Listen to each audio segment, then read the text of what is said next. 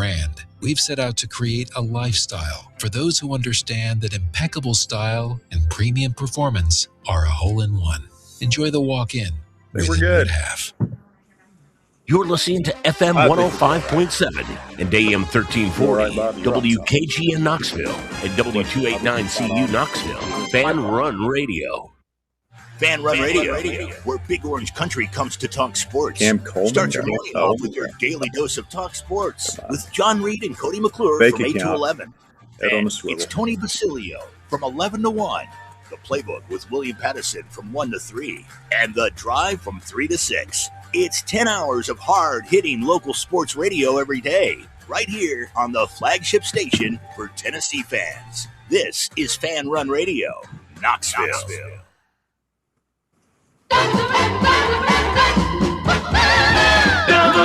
WKGN 1340, go Vols!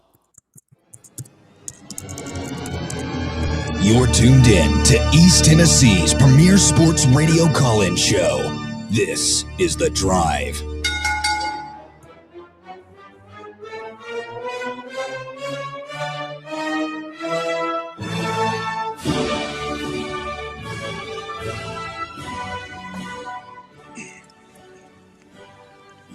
And hello, good afternoon, and welcome to another stellar edition of The Drive here on Fan Run Radio. Russell Smith punching the time clock on a Thursday afternoon edition of the program. Good to be with you here today as we get down to it. Walker, how are we sounding, buddy? I was getting a little bit of an echo there. So a little bit of echo. I don't have it on my end. Do you guys hear it on your end? Little bit of an echo. We hear it on our end. Okay, we'll work through it here. I've dealt with more echo than this. Bob, have you ever dealt with echo in your live broadcasting career? Yes. Yes. We seem to be good at it, though.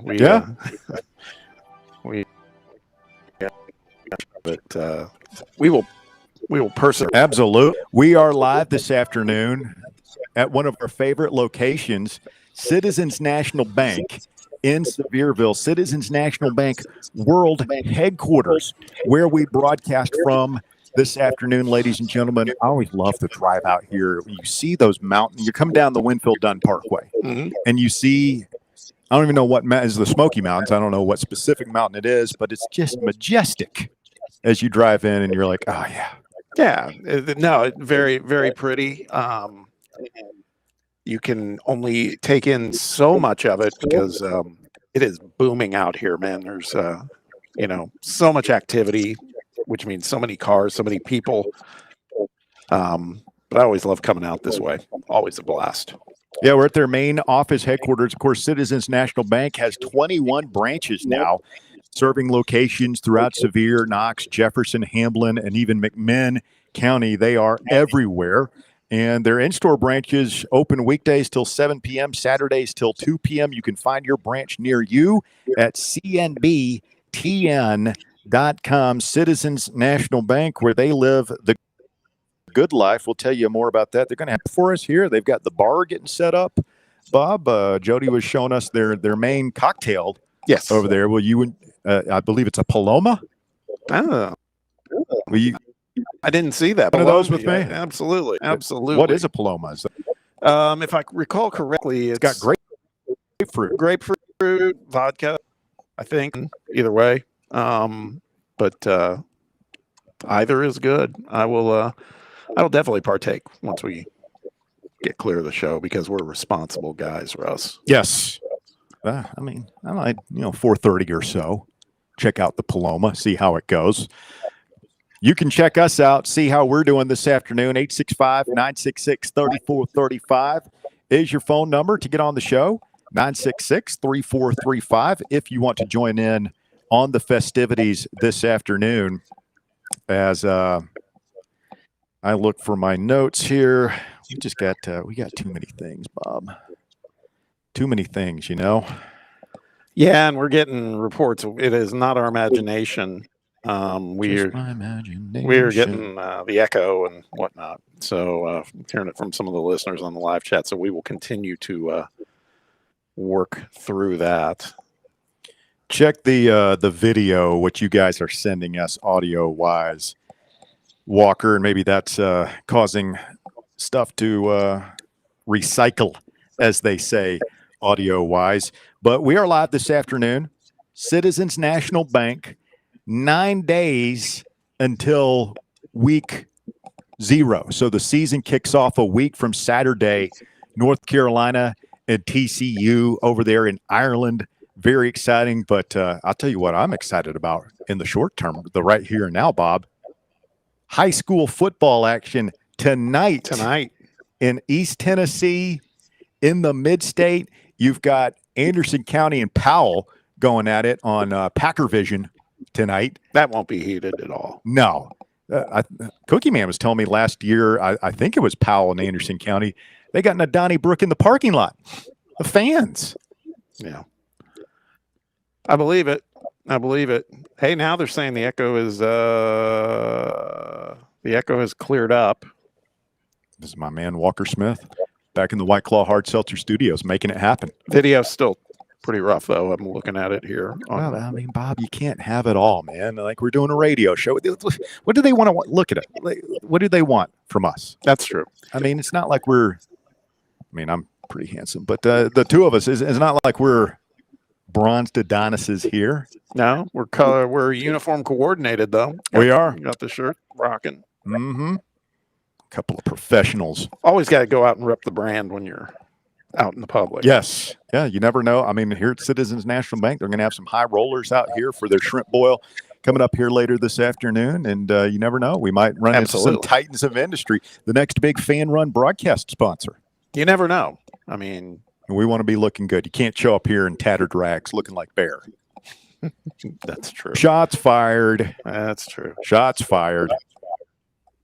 Yep. Tonight, Powell and Anderson County. Also on ESPN2, we were talking about yesterday, Brentwood Academy against Baylor, and a couple of Tennessee commitments. Keyshawn Bowman, the best wide receiver in the state, one of the crown jewels of our class, going at it for Brentwood against DGG. And if you haven't seen David Gabriel George's play football, well, this is your opportunity tonight. They're going to turn him loose in what should be a fun game to watch. What's interesting with him, too, is kind of, I mean, we say it in jest, but it's kind of true, is don't blink, because this guy is just like he's one of these guys that we saw it in a scrimmage just a couple weekends ago where he's like running into the pile, and the next thing you know, the whole pile is moving with him. Yeah. I mean, or he's breaking off a run where he's not even getting touched. So I will definitely want to check some of that out. I'm excited about that. The man-child, DGG, getting ready to introduce himself to a national television audience this afternoon. Oh man, it's going to be a great evening. I hope to get home by 8 o'clock for that game. 8 p.m. Keeping the kids up.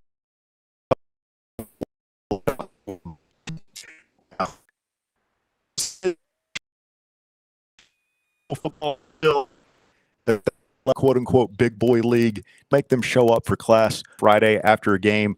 Is that just a team of Lenoris Sellerses? Yes, that's what you saw the South Carolina quarterback who apparently has no class. Call me back when you have no class. Rodney Dangerfield. He has no class.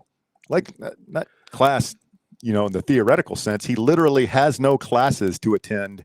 He's just a professional quarterback playing at South Carolina this year. Yeah, Carson Beck must be think that's my boy. And Beck talked about the fact that he hadn't taken classes for it was something crazy, like 2 years. He had the same thing. Yeah. So I don't know. There's something definitely.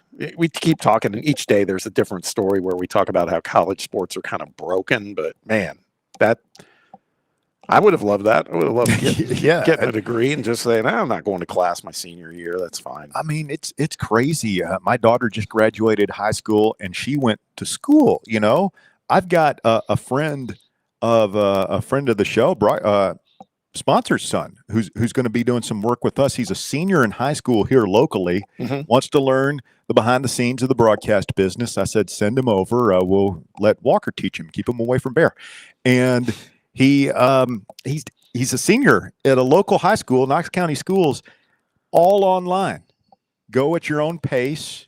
Just do whatever you want. Like no school. And I'm just imagining like me and my dumbass friends, the amount of trouble we would have gotten into our senior year if we hadn't been under direct adult supervision from 8 a.m. to 3:30 p.m. Yeah.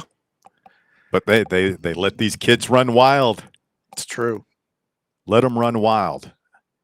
Speaking of running wild, Buc-ee's today. Oh, God. Up the road.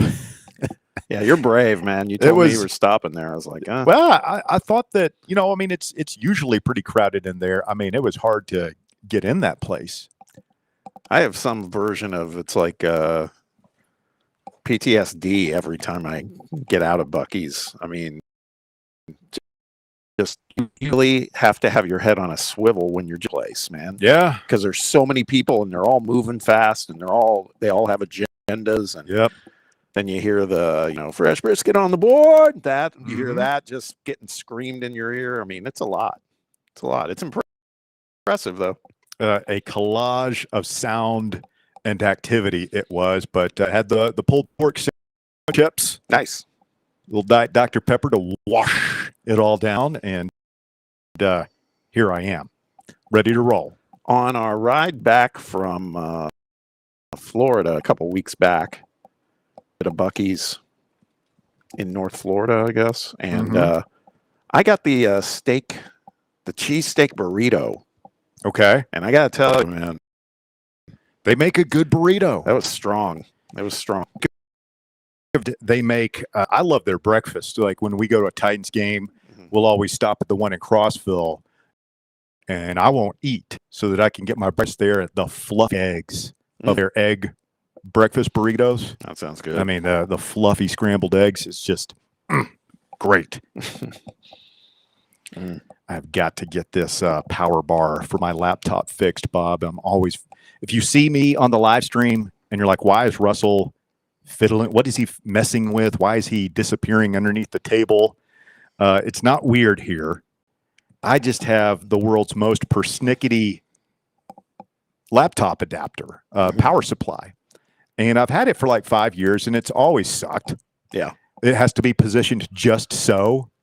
And, smarter guy probably would have replaced it by now. Not me, Bob. You know how cheap I am. I mean, if it works at all, I'm going to use it. Yeah.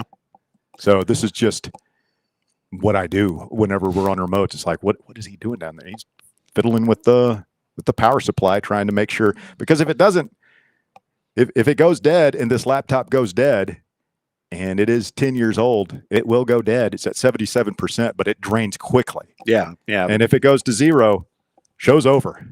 Yeah. It's the Walker Smith experience. Well, I'd love to see that. Many people probably would. Our ratings would skyrocket. Exactly. And for anybody who's asking, and we love the folks here at Citizens National Bank, we are not waiting outside the HR office to have a talk with their HR. Be called in? Yeah, we're in one of their lounge areas, and it's very comfortable in here. We usually go outside, but man, when it's like 90 plus degrees, it's a little bit of a challenge. So that is why that's why we're going inside today. So the big news of the day, the Smokey gray uniforms have been released for this year.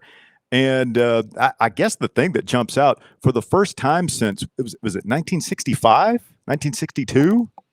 Since the early 60s, they're not going to have a T on the side of the helmet for a Tennessee football game. But this took me a minute to process. I'll be honest. I first saw it and I didn't know I didn't hate it, but I didn't like it either. And it took me a minute. And I thought about it. I mean, like, I'm not kidding. Like, it was stunning to me. 15 minutes or so. I kind of like it. I think that the helmet is fine. If I were nitpicking, the only thing I would change about it is the white pants. I think the gray pants would have looked good with it, but I kind of like the white pants too. I don't know.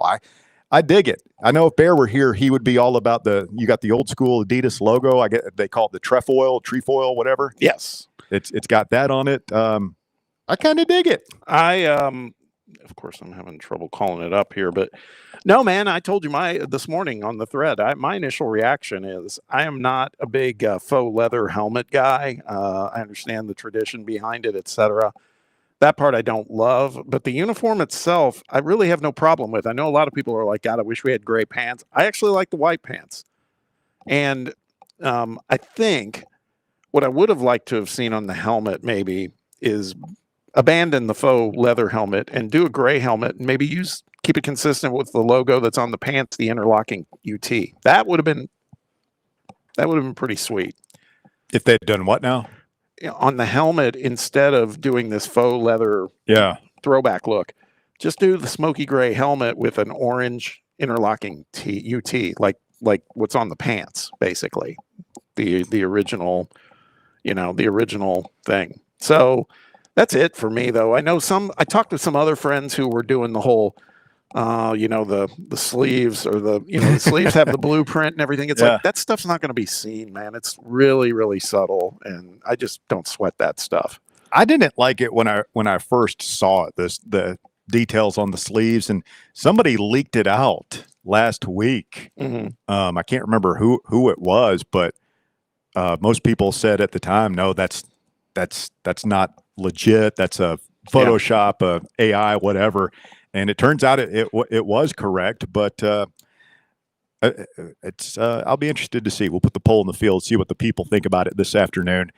865-966-3435, your phone number. If you've got thoughts on the unveiling of the latest edition of the Smoky Gray uniforms this afternoon, we'd love to hear from you. We'll go open lines this first hour.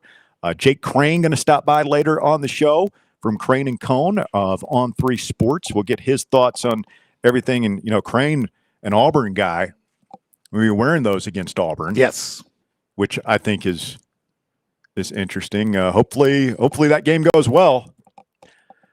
Philly is weighing in on the live chat. He's not a fan of the gray. Yes. That is on brand for Phil. Yes. We put the poll in the field, and we'll give the options like it, don't like it. What do you think the people will say? I think it's going to be like 75, 80% like it.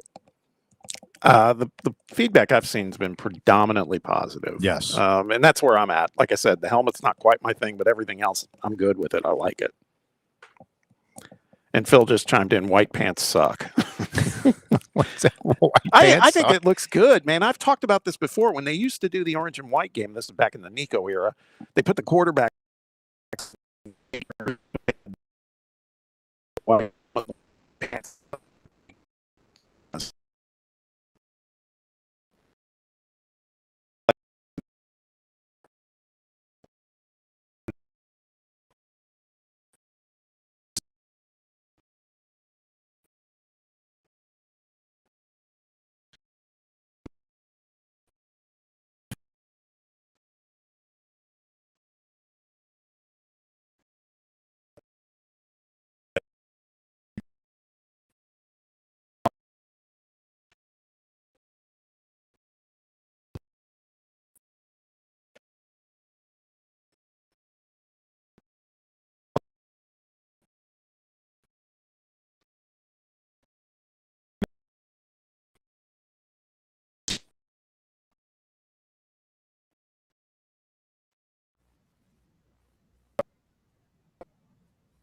The Drive.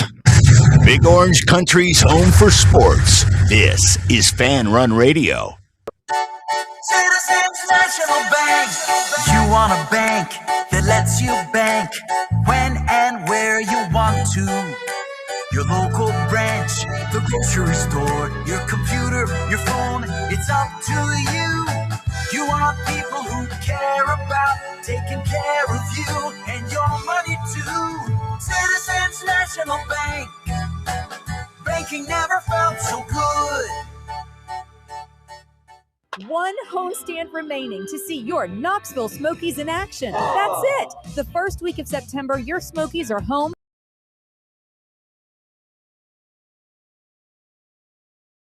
Taco Tuesday and All You Can Eat Wednesday, less than $20 for tons of food and game tickets. Nice. Our final Thirsty Thursday, final fireworks show, and we end the season with our fan appreciation game. Get your tickets now at smokiesbaseball.com.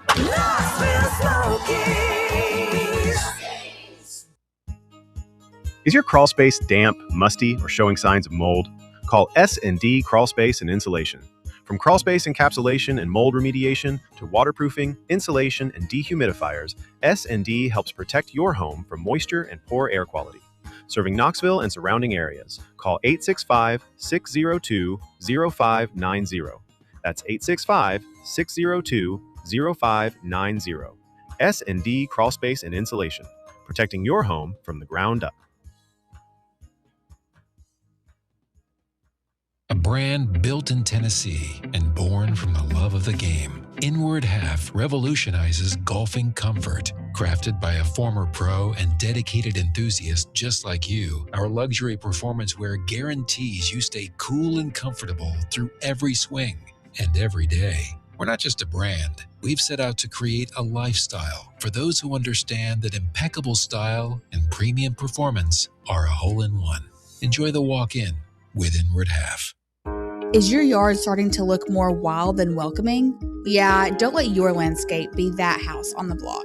At ECR Total Landscapes, we make sure your outdoor space is something you're proud of. From de-weeding flower beds to leaf blowing, trimming, mulching, and more, completely customizable to your property's specific needs. We'll handle it all. Why spend your weekends sweating it out in the yard when you can just sit back and enjoy it? That's the ECR difference. And right now, new customers can get 10% off your first month of our monthly maintenance package when you sign up for a full calendar year. That's right. Consistent, reliable service at a price that makes it easy to get started. No sweat, no hassle, just a better looking lawn week after week. Call ECR Total Landscapes today and mention promo code FANRUN to save 10% on your first month. Call 865-384-2012 or visit us online at ecrtotallandscapes.com. Barley's has live music on weekends, general team trivia on Wednesday nights at 8 p.m., and now live sports trivia courtesy of the Knoxville Trivia Guys every Thursday night upstairs. The game starts at 7 p.m. and is free to play for everyone, so head on down to the Old City and show off your sports knowledge and win gift cards to Barley's. Use those gift cards to buy some delicious food and drinks, and you can take it all in with their wide selection of TVs and indoor projectors. Barley's Tap Room and Pizzeria. Barley's has live music on weekends, general team trivia on Wednesday nights at 8 p.m., and now live sports trivia courtesy of the Knoxville Trivia Guys every Thursday night upstairs. The game starts at 7 p.m. and is free to play for everyone, so head on down to the Old City and show off your sports knowledge and win gift cards to Barley's.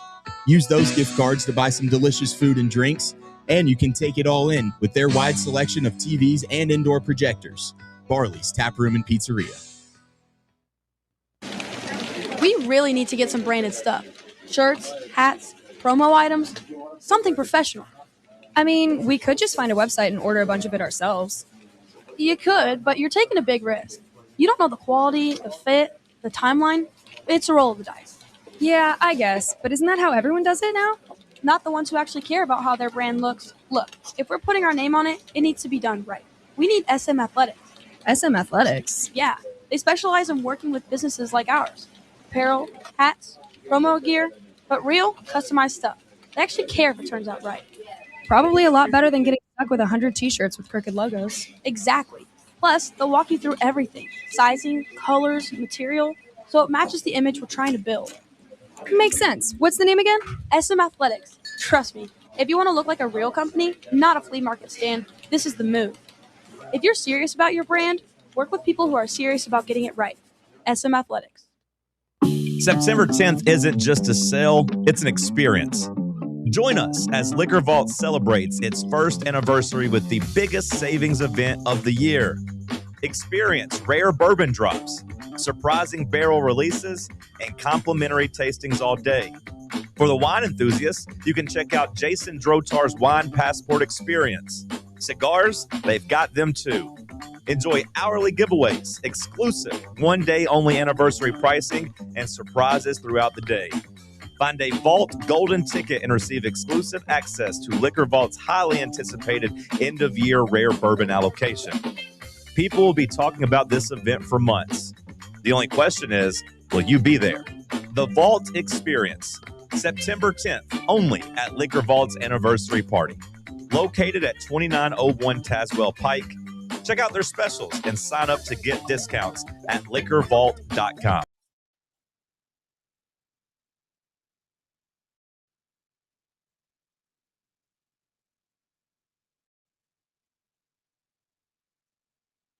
And we are back on the drive, Fan Run Radio, coming to you live this afternoon from Citizens National Bank, world headquarters in Sevierville on this beautiful Thursday afternoon. We got high school football in the air this evening. We've got the Friday Night Lights tomorrow.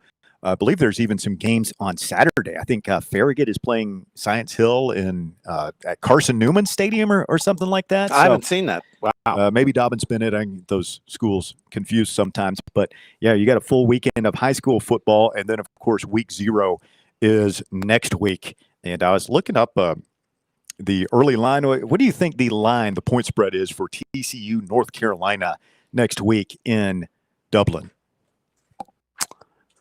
I would say TCU minus 8.5. Very close. Look at the big brain on Bob. 7.5 for the Horned Frogs. Man, North Carolina. There's going to be a microscope on North Carolina football this season, man. If they end up getting smashed in that one, I mean, it gets ugly in a hurry, right? Yeah, I would say so. I mean, yeah. What a disaster that has been so far. Yeah. And I mean, if it's if season 2 is like season 1, do we think that's it for Belichick? He's done? I would think they would want to try something else. I mean, it sounds like there's a pretty cost prohibitive buyout in effect there for them. Mm-hmm. But I mean, it's if it goes the same way, what were the chances you would expect it would go any differently in year 3? Yeah, that's right. And it's North Carolina. They've got the money. Yeah. Somebody's got the money, but do they care? This is football, not basketball. Do they care enough? Yeah. No, that's right. And for Belichick, for a guy with his storied past and history and record and resume and all that stuff, do you want to continue if it goes poorly? I mean, that's, maybe they get it turned around, all that stuff, but it seems like an absolute train wreck going into the second season. Yes. Yeah, it's going to be, I mean, I just think there was this whole assumption that Belichick's way of doing stuff in the NFL was just going to easily convey that they were going to revolutionize the college game, and hasn't happened so far. Well, and for North Carolina, they've been one of the teams that has been speculated about making a move to the Big Ten or the SEC if in the next wave of conference expansion. And what is their appetite for football success, and how much would another bad season affect their viability from the conference's standpoint? Is that something you really want to be? I mean, I know you got to look at the long term here. Belichick's not going to be there forever, but man, it just seems like North Carolina, every time you think, oh man, look, Mac Brown had a couple of good seasons. North Carolina about to be good at football. No, he leaves. And then they go back into the wilderness. Oh, they got Butch Davis. What a great hire. They're going to have a couple good seasons, man. Here they come. And he goes back to the NFL. Whatever happened there, I don't even remember what happened with Butch. And then they go back to spinning their wheels. And now here they are with Belichick going nowhere fast. So just wonder if there's any sustainable staying power with North Carolina football. Yeah. What was he was only there for a few years, Larry Fedora. Yeah. Who made more news because of how jacked he was. They were always talking about that he was like a workout nut, and he was always shirtless, not at games, of course, but like at practices and everything else, and but never won much. I think Gene Chizik the head coach there, or just the DC? I think he was DC. For Fedora? Yeah. Where'd Fedora come? Like Southern Miss? Southern Miss, yeah.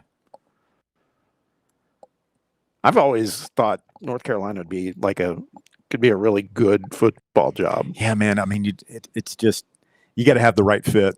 Yeah, and like Mac Brown, Butch Davis, when somebody gets it going there, it does seem like they're going to get plucked away for a quote unquote bigger job. But if they had the money there, I mean, Indiana has shown us that it can basically be done anywhere. Yes. I mean, you got to have the money, but if the money is there, the tradition, it's not the be-all, end-all that it used to be. I'll tell you what I'm surprised about is, and maybe I just haven't studied up enough on Texas Tech. Texas Tech is still getting, in my opinion, quite a bit of love on the preseason polls, and they invested so much in their QB1. I know, is it Will Hammond, who was the backup? He's still available, and he's serviceable. But, man, it felt to me like Texas Tech, I didn't think they wouldn't be ranked, but I figured they would slide a little bit. I'm just thinking of teams, like you said, where Indiana changed the paradigm because you can do a pretty quick fix, and Texas Tech has done nothing but throw money at the whole situation. But the Sorsby thing was a massive, massive gut punch. It would have been for any program. So I'm just curious why it still feels like I think I saw them at like 12 in the they're probably like us in that they're looking for play the other strengths on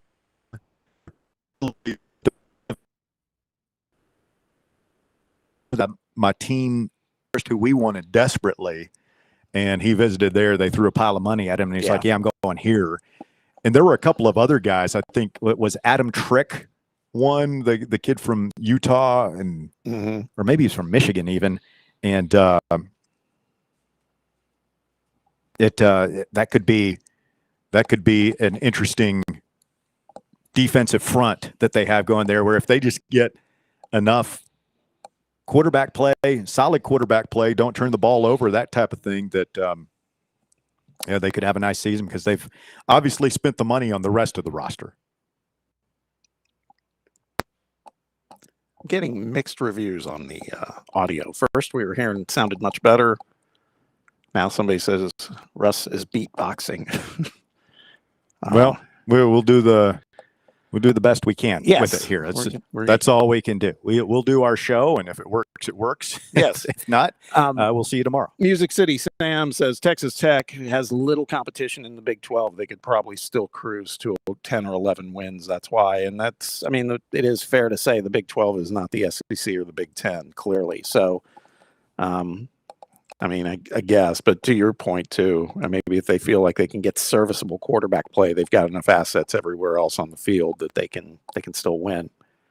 Yeah, I wonder what speaking of week 0, that Saturday, there's also, I believe, it's the Thursday night game of week 1 between Georgia Tech and Colorado.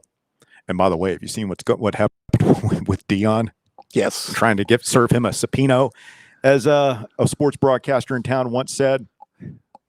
And it's, I think it's centered around his son, by the way, too. Yeah. He's bankrupt. I'd forgotten, he pile drived a security guard, and when he was in high school, he's like 15 years old and had a $10 million judgment levied against him, and he can't pay it, which of course the guy who's seeking to be paid is thinking, well, wait a minute, aren't you Deion Sanders' son?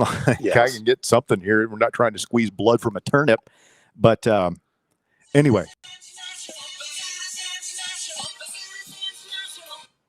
that's I mean, we're getting it from all sides right now.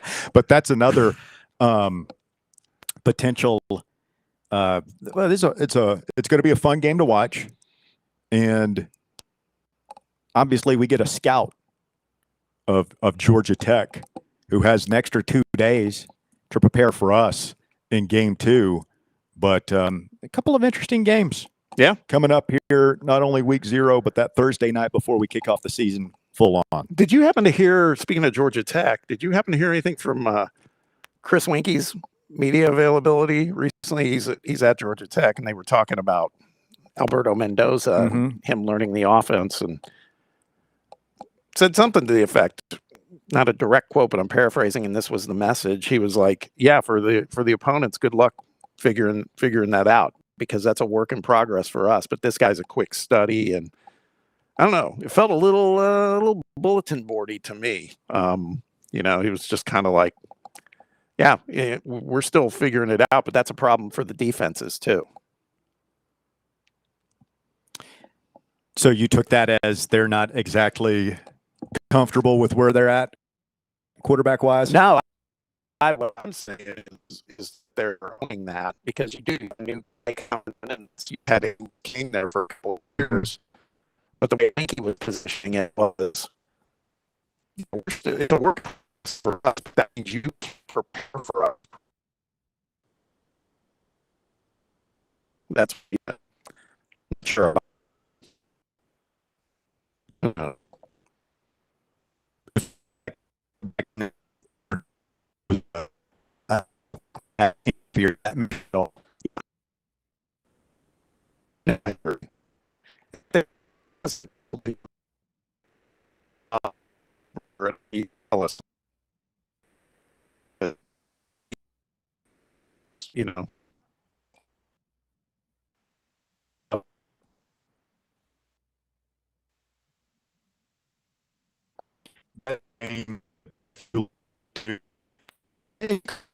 But I shouldn't be.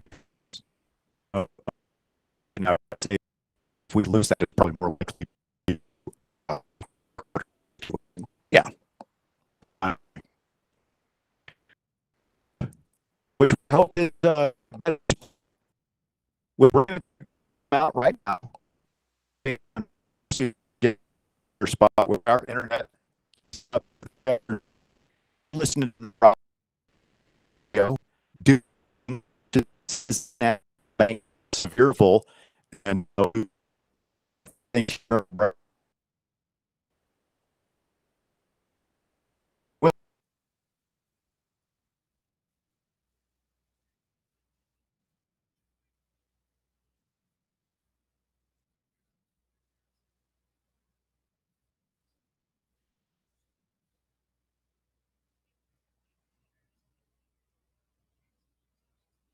The Drive. Check out exclusive fan run video content on YouTube. Just search Fan Run Sports and be sure to like and subscribe. What kind of day is it? It's a White Claw day. Grab a pack, grab your friends. Everything else in life can wait. Your friends shouldn't. Let's go. White Claw. Grab life by the claw. Please drink responsibly. Hard seltzer with flavors. White Claw Seltzer Works, Chicago, Illinois. Blackford Veterinary Surgery Referral specializes in surgeries not regularly performed by your pet's general veterinarian. They're currently accepting referrals from vets all across the country. With their newly renovated state-of-the-art surgery center and highly trained staff, clients can rely on professional and thorough care. If your vet says that your pet needs surgery or rehab, ask for a referral to Blackford Vet and let them get your best friend back on its feet. Located conveniently in West Knoxville. For more information, visit blackfordvetsurgery.com. Running a business, coaching a team, planning your next big event, you need more than just gear. You need SM Athletics and Logo Solutions. Custom uniforms, branded apparel, promotional products, done right, done fast, and built to show off your brand with pride. From local businesses to high schools to major universities, SM Athletics is trusted by winners. Get real service, get real quality, get noticed. SM Athletics and Logo Solutions, where your brand comes to life. Visit smathletics.com and let's build something great together. Is your car ready for the road ahead? At Matlock Tire and Auto Service, they've got everything you need to keep you and your family safe on the road. Whether you need new tires, a quick oil change, or expert repairs, Matlock is your one-stop shop that keeps you moving safely. Matlock's certified technicians offer top-notch service for brakes, alignments, batteries, and more. Plus, they carry all the top tire brands, and they're the home of the world-famous price match guarantee. Bring in any competitor's ad, and they'll match the exact same tire for the exact same price. That's how Matlock Tire goes the extra mile for you. Convenient, reliable, affordable. Matlock Tire and Auto Service. Visit any of their 5 area locations in East Tennessee, in Farragut, Lenoir City, Maryville, Athens, and Hardin Valley. Find the location nearest you and schedule your appointment online today at matlocktireservice.com. Vol fans, reimagine your home at Broadway Carpets and Flooring for any remodeling or building needs. With a variety of carpets, rugs, hardwood, vinyl, and stone, Broadway has all the flooring and installation options you're looking for, including pet-resistant products like Pet Perfect Carpet from Shaw Floors. Visit their showroom in downtown Knoxville or the location in West Knoxville located on Kingston Pike near Pellissippi Parkway today. Is your crawl space damp, musty, or showing signs of mold? Call S&D Crawl Space and Insulation. From crawl space encapsulation and mold remediation to waterproofing, insulation, and dehumidifiers, S&D helps protect your home from moisture and poor air quality. Serving Knoxville and surrounding areas, call 865-602-0590. That's 865-602-0590. S&D Crawl Space and Insulation, protecting your home from the ground up.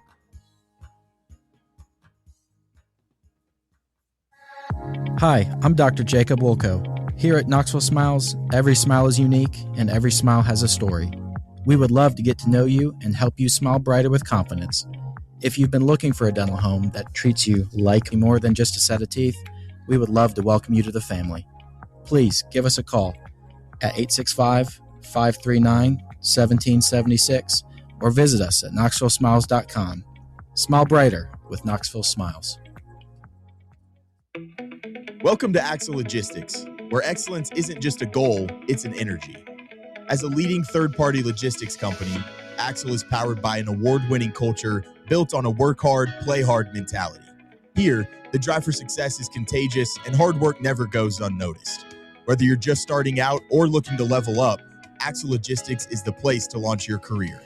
Join us and take your ambition to the stars. To learn more, visit axlelogistics.com.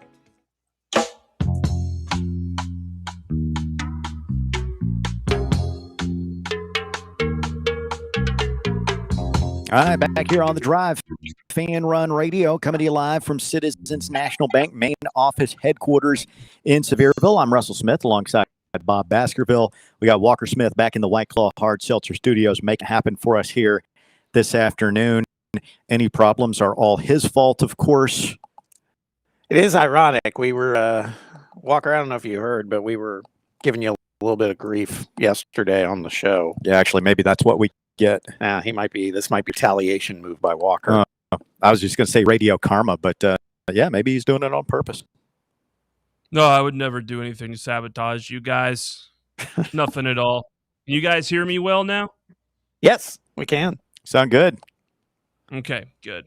Hopefully we should be all good now, but we will monitor the situation. Appreciate everyone's patience. Well, we just want to make sure everything is up and rolling by the time they get the bar up and rolling here in just a few minutes. Bob? That's right.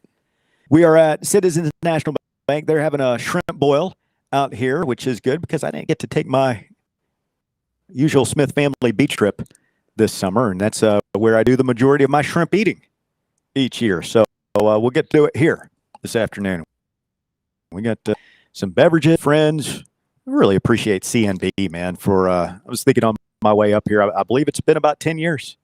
That's awesome. Yeah, that they've been a sponsor of the show. So really fortunate to have such great sponsors like Citizens National Bank on the show.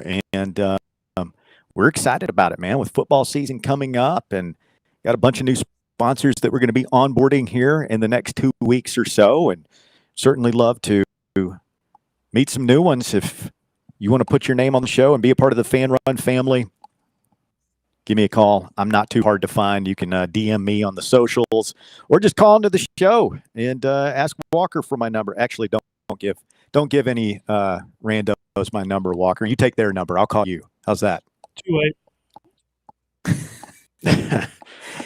865-966-3435. Your phone number to hop on board. G-Ball 2423, that's a fair shot. He said Russ couldn't take his beach trip because his colleagues are gone a combined 97% of the time. That is true. That is true. I mean, you will never catch me vying for a shot at the Crest Cup. My name's I've never even made the top 5. And shout out to Brett Hollander, who reminded us that, we talked about that Brentwood Academy Baylor game tonight. And we talked DGG and Keyshawn Bowman. Kenneth Simon also plays for Brentwood. Yes. So there's definitely some orange-flavored glasses feel to the game tonight. I'm glad you finally said that. I was beginning to feel like a dumbass being the only one who kept saying that. Yeah. Polls looking so far, the one on the YouTube page, the poll on the Smokey Grays is pretty overwhelmingly in favor of how they look. Good, man. It's good to have harmony on these things. We don't need to be torn apart by divisive issues heading into the season. I think that this program is head coach going into year 6, 9-game SEC schedule, young quarterback, all the new defensive coordinator, new strength coach, all the things that could be viewed as challenges, as obstacles to be overcome. You don't want your fan base up forms. Yeah, exactly. I mean, I was on record not being a fan of the move to Adidas, but I'll give credit where credit's due, man. And like the rollout has been handled really well.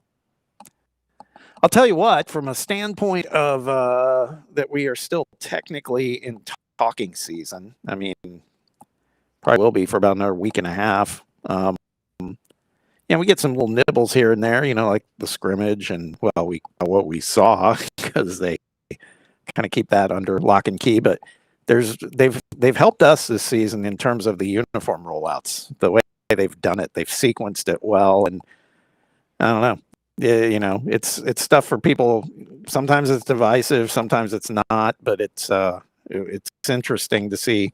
It's interesting to see how wound up people get about them too. To be honest with you, what's been the worst uniform reveal of the preseason? Was it Nebraska? I guess. Yeah, didn't they? Well, remember they did one. They had the horns on the shoulder pads. Yeah, and that got everybody here up in a tizzy. Like, it's Adidas. Well, I remember you thought it was okay. I did. You didn't think it was that bad. I thought it was atrocious. I thought those uniforms they unveiled were absolutely disgusting. I didn't think they were that bad, but boy, like I said, it got people going. So I would say maybe theirs. Who won? Who won? Who won? Yeah, who had the best uniform reveal? You might have showed. Well, I don't know. In terms of a reveal itself, I think we did a pretty good job at Tennessee. The way they kind of spread it out. Better job as far as the rollout. Now, and this is the beautiful thing about the uniform debate is everybody has their own opinion. You like the Nebraska ones? I think they're terrible. Whatever, man. Like to each their own. I'm not going to sit here and say that we have the best because we're biased. Like I think we did. I think we did well. We didn't make any changes to anything really besides the Smokey Grays, and those seem to be well received by our fan base. Walker, I sent Walker his Arizona State ones that they dropped this week. Yeah. Those look good. Those were clean. Fellow Adidas school, Arizona State. ASU always has great uniforms. I don't know if you guys have watched this when they play. No, that's not true now. We normally have great again? uniforms. I'm hyping up ASU's uniforms. One of my favorite helmets in football is ASU's chrome helmet that they'll wear every now and again. That looks awesome. But any helmet that has Sparky on the side is great. Chrome. But the one I agree, the throwback kind of like it's kind of retro with like you called it Sparky, which is by the way the name of my high school's mascot was Sparky. It was also Beverly. D'Angelo. Her. Yes, that's her pet nickname for Clark Griswold. Yes, that's true. Sparky. That's true. Does your wife have a pet nickname for you, Bob? No. Oh, I can't say it on air. Would you share it if she did? Because it's more derisive than like affectionate. Oh, you know. She call you Big Bobby Dumbass? Something like that? Probably. Not around her all the time, so who knows? Note to self. See if we can talk to Mrs. Baskerville, get the dirt on Bob. Tampa Vol, who, by the way, is not a fan of the Smokey Grays, brought up an interesting point on the live chat. He said Saban noted that flashier uniforms are tools for programs needing to drum up excitement. He's right. To quote Saban, we've got crimson or we've got white. We're playing football. We're not going to the prom. Hey, I don't like Alabama, but he's right, and I admire the consistency. And I've said this for years. Like, when you look at the NFL, and they'll publish what are the best-selling jerseys of each year, like which teams sell the most jerseys. It's not the Seahawks. Yeah. It's not the Tampa Bay Bucks. It's not the Panthers. It's always the clean, traditional uniforms that don't change. The Steelers, the Cowboys, the Packers. Those are the ones that people want to buy. Mm-hmm. The Raiders. You know, those things look good. I mean, even the Packers now do these throwbacks. Point, they're like the only one I can remember. They don't change at all, right? Mm-hmm. It's either the white jerseys and the silver pants or the black jersey and the silver pants. Even Dallas has some weird all white uniform they wear occasionally. Yeah. There's not many, and it is interesting, by the way. Phil says that if Auburn beats us, everybody's going to change their tune on the uniforms. It's like, if Auburn beats us, it's not about the uniforms, man. It's just not. I know that our fans will probably rush to that as a reason, but they will. I mean, he's half right. I agree with you. It's laundry never gets you beat. Yeah. But I mean, look at the orange helmets. Oh yeah. I mean, we wore them once in a disaster game, and it's just off limits. Like we can never wear them again. Which is stupid to me. Like I like the orange helmet. I like the orange helmet. I agree, and I understand why it's now considered verboten to wear, to have it. But I'd love to see it again at some point. I mean, that game had. I saw somebody posting online that the helmet they're wearing now, and I don't know if it's a direct nod to the late 30s teams, George Cafico, as you called him. They wore an orange leather helmet. It was like an orange leather helmet, orange, with a white cross on it, like the one we're wearing, the orange cross on this one. Yeah. First of all, like that would be a cool helmet to wear, sometime, done in the modern style. And second of all, maybe you could bring that orange helmet back that we wore against South Carolina. The thing I always say, like if you think it's a curse. And we went through this with the Smokey Grays years ago, and people don't care anymore because we won a couple of times in them. But if you think it's a curse, then break them out against Kennesaw. Yeah. But wear them in a game that you're guaranteed to win, so that if you do lose a big game, the fans can't go back and say, well, it was because of this helmet that you wore that you lost to South Carolina, which anybody with a functioning brain realizes is absurd. Thing, serious question, because I'm, wasn't born here. I believe it 1965 when Dickie got here. Dickie brought it. Okay. And I think they had worn a T on the side of the helmet before then. I'll have to go back and check. I'm sure an alert listener will let us know, but I think Dickie broadened it out and brought it into the design that we know today. It took me a minute, man, when they said when they rolled that out there and I saw no T on the side of the helmet for the first time in my life since 1965. Yeah. What was that, 50 years, 60 years, something like that? 62 years? Yeah. That's quite a bold move. Chicken Chow Fun says, why are you throwing shade at the Carolina Panthers? They've had the same uniform since their inception. I don't think we said anything about them, but I don't mind them, but they're okay. They're okay. Just taking a shot. They're okay. But again, that's the whole thing. I think the NFL is as culpable as anybody for steering this stuff. It's just the same thing in Major League Baseball. It's about merchandise, man. Yeah, and my point, what I said about the Panthers, nobody's buying their jersey, and people like the traditional ones. I think that these design people and these brands, Nike, they get so enthralled with younger markets and everything, and it's never like a 20-year-old making the decision. It's always some 50-year-old saying, well, this is what the kids like, and let's make it new, hip, and cool. Let's put a big swoosh or sash down the side of it. And kids don't like that. Like, look at the sales, man. The sales tell the story. Yeah. No, it's true. You see it with the sneakers, the sneakerheads, so what they buy now too, everything's going back, quote unquote, retro. It's like, no, it's just going back to what looked good. Stay with us. The drive continues. Hour number 2. We'll go back to Walker for the top 4 when we continue. Live today at Citizens National Bank. More Fan Run Radio coming up.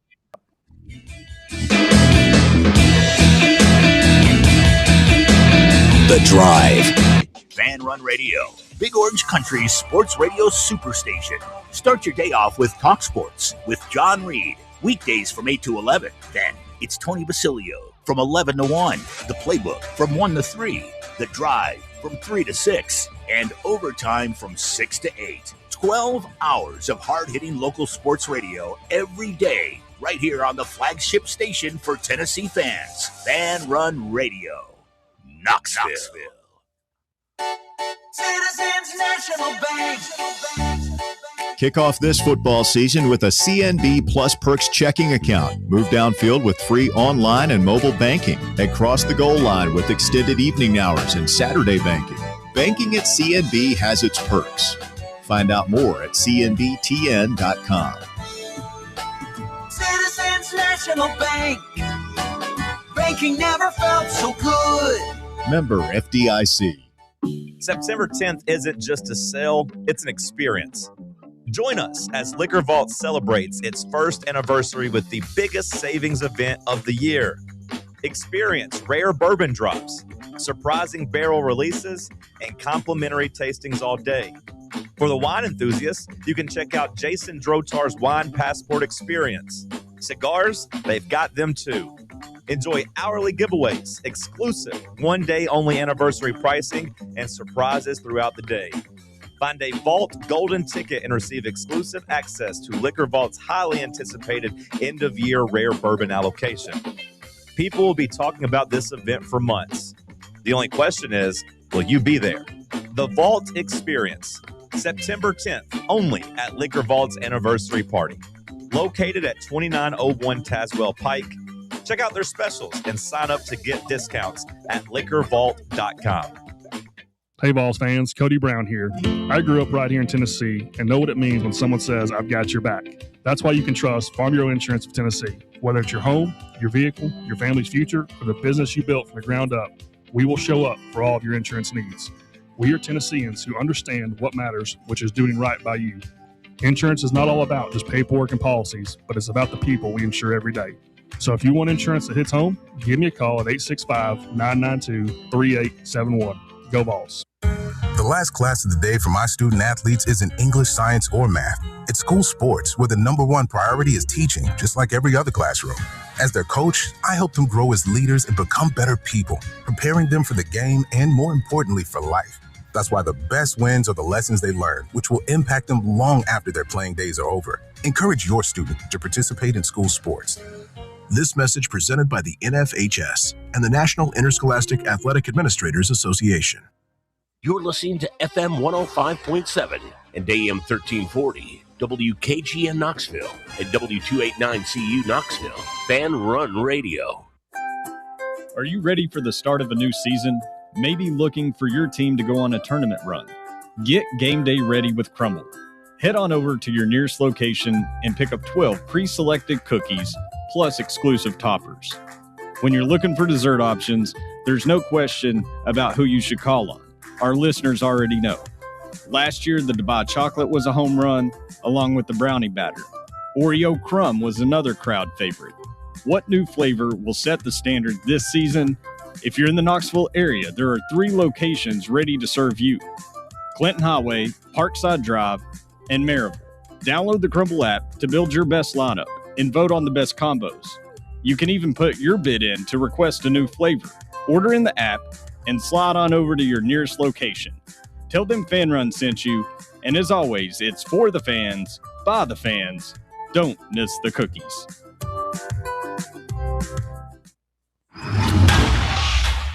It's time for the Drive's Top 4 at 4. Hour number 2. of the drive underway here on Fan Run Radio. Russell and Bob coming to you live this afternoon from Citizens National Bank in Sevierville. Holding court back in the White Claw Hard Seltzer Studios is Walker Smith. Today's top 4 at 4. Walker, what you got?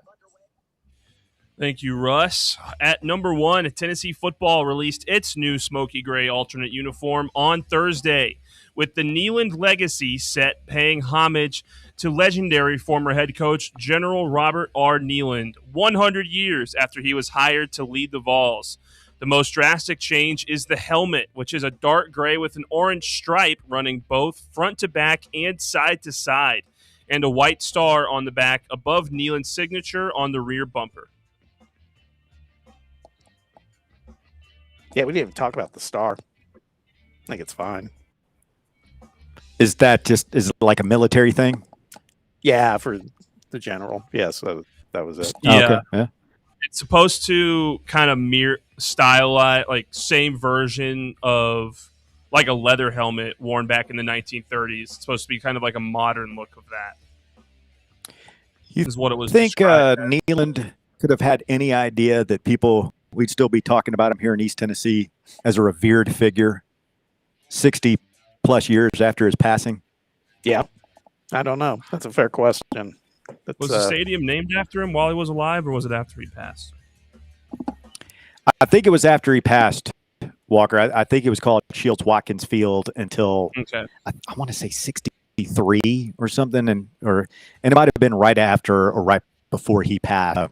Yeah, I mean, legend has it that the stadium designs, like he had his handprints on those. Like he had, did the master plan for the stadium so that it could be grown into what it is today with, a bowl on top of a bowl. Do you remember, were you here, Bob, before they finished the upper deck all the way around? No. I don't believe so. So according to I want to say they finished the bowl around the state, because when I first started going to games, it was a horseshoe right on top, and they finished the north end zone upper deck in 95, 96, something like that. That would have just happened around the time I moved here. So go ahead, Walker. You can double check me if the dates are wrong, but a quick AI search shows that Robert Neyland, he died in March of 1962, and then the stadium was named after him later that year in October. So it was the same year that it was named after him, just like a few months after he died. Yeah. So I bet he knew that he was going to get credit for helping build the stadium. I just don't think he knew his name was going to be on it. At number 2, old man of Tennessee football. Yep. At number 2, Oklahoma and coach Brent Venables have agreed to a new 6-year contract that averages $10.5 million per year. It adds 2 years to his current deal that goes through 2031. Venables led Oklahoma to the college football playoff in 2025, which was OU's first CFP appearance since 2019. Brent Vegetables getting the add-on right before the season. He's so Kirby Smart's highest paid in the SEC. Lane Kiffin second. Sark is third at $10.8 million, and so I think Venables might be fourth now. No, Elko's at 10.75. Yeah, Heupel's at 9. DeBoer and now Venables are at around 10.2 million. I remember when Saban went to Alabama in 2006 for $4 million a year, and people were just aghast. What are we doing? Like, this is crazy. Yeah. And it was at the time. But now, South Carolina's going to fire Wee Man this year probably, and they'll hire his replacement for $6 or $7 million at least. Sure. This is what it was like I think it's now he has a 6-year deal. Venables does. So remember all the chatter for a while of we were worried that Oklahoma's going to come after Heupel. Yep. Guess that's not a worry right now. And then there's going to be some of our listeners are probably wishing that would happen, but it doesn't seem like that's going to happen anytime soon. I want it to be a worry. Yeah, of course. I want it to be like if we go out there and win 10 games and go to the college football playoff and people are sniffing around our door trying to lure Heupel away, then that's a good thing. I mean, I hope he doesn't go in that scenario, but I mean, you want people trying to hire your coaches. Yeah. I'm just a little surprised, honestly. And I don't have a real bone to pick with Venables. I think he's a fine coach. I don't think he's necessarily top tier, but I think he's good. I was a little surprised to see this news today. That's a big commitment from Oklahoma. At number 3, there's 2 games tonight in the second week of the NFL preseason. The Raiders and top pick Fernando Mendoza go against the Texans and their vaunted defense at 8 p.m. And the 49ers take on the Chargers at 10 o'clock tonight. Both matchups will be on ESPN. Is Mendoza the starter for the Raiders, or are they going with Cousins? Right now, it's still Cousins, but he was training camp starter, right? Walker. Correct. Okay, I don't know if that's changed. I don't think it's changed yet, but I think they're very open to giving Mendoza enough run to see if he can earn the job. I'm in full belief of that.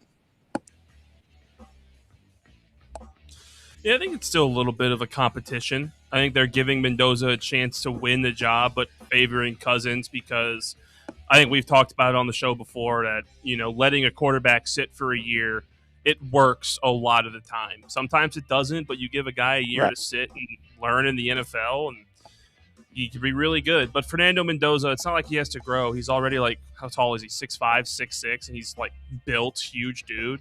I don't think he has to worry about not being physically capable of playing in the NFL. It's just whether or not they want to take their time with him.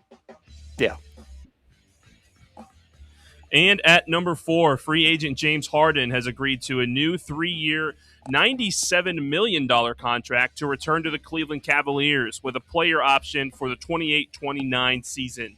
Harden's career earnings will now reach $511 million, making him the 4th player in NBA history to eclipse $500 million. Who do you know who the others are? I mean, obviously, I would guess LeBron's in there.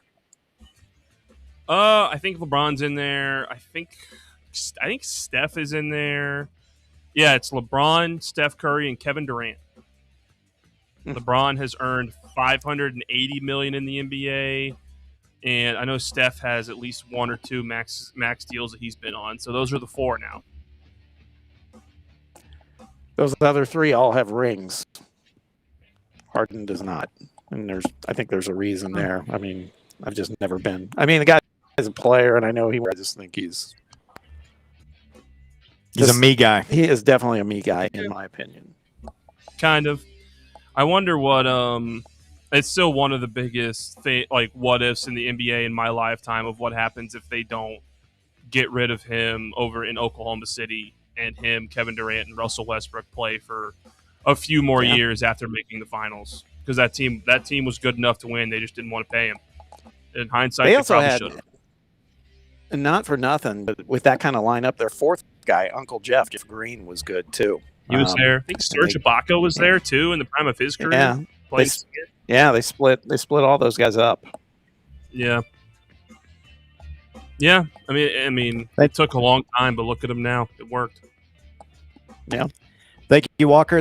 That is the top 4 at Forge, brought to you by our friends here at Citizens National Bank. We appreciate them having us out here today. One of the coolest things that sets CNB apart from other banks, they've got a group travel program called The Good Life. To Jody here, who runs the marketing department at Citizens National Bank, and she's got a real tough job. She gets to go on all these trips. She was telling me she just got back from Greece 2 weeks ago, said it was the most beautiful place she's ever been, talking about the Acropolis and the Parthenon and all those ancient ruins that you can go see, and then the beauty of the islands, Mykonos and places like that. You ever been to Greece, Bob? I have not. Always heard wonderful things about Greece, though, but I've not been there. I'm talking about the country, not the movie. Yeah, I'm aware. Travolta. Also, they're going to New England in September. They're going to Iceland next year. You hear the commercial playing here in Ireland in April. See the Northern Lights. I just had a friend who did a cruise to Iceland and said it was just like life changing. They loved it. Is it true that Iceland is green grass and everything, and then Greenland is ice? That's where they've got the big ice, and they did that for like they called it that to the Vikings did to confuse like would-be invaders. Have you ever heard that? I've not heard that, but that's interesting. It seems plausible. Have you heard that? What? Oh, I'm asking Walker. Probably doesn't know who the president is right now. Ask him who the president of Iceland is. No, I know about Iceland. It's one of the places I want to go to most if I was able to take a trip abroad. It's one of the most beautiful places out there, especially in Europe, and I want to go see the Northern Lights up there. Greenland is just full of glaciers and not a whole lot going on. Good Life program also going to Idaho next year. That's not. Hey, if you want to go somewhere, no. I have a friend who lived in Southern California and wanted to get the hell out of there. They actually moved to Idaho, and they loved it. I mean, they love big sky country. That you hear that Montana, Idaho, those areas, they're booming too. Isn't Idaho where like all Asian people live and everything? They can go up there and no electricity, no internet, bunch of guns. Yeah. Teenage brides, all that stuff. Remember was it Ruby Ridge or was it the one right before Waco where the guy was up there and the feds came in and tried to take his guns and he holed up, had a big standoff? You remember that? I remember Waco. I don't Ruby Ridge. I don't. It's tough. It's tough for you to have a conversation with guys like William Walker when it comes to history. We're kind of like, there's certain things we know, but I mean, I don't remember either. I think you guys give me too much credit. I just, paid attention every other day in school. I don't know what you guys were doing.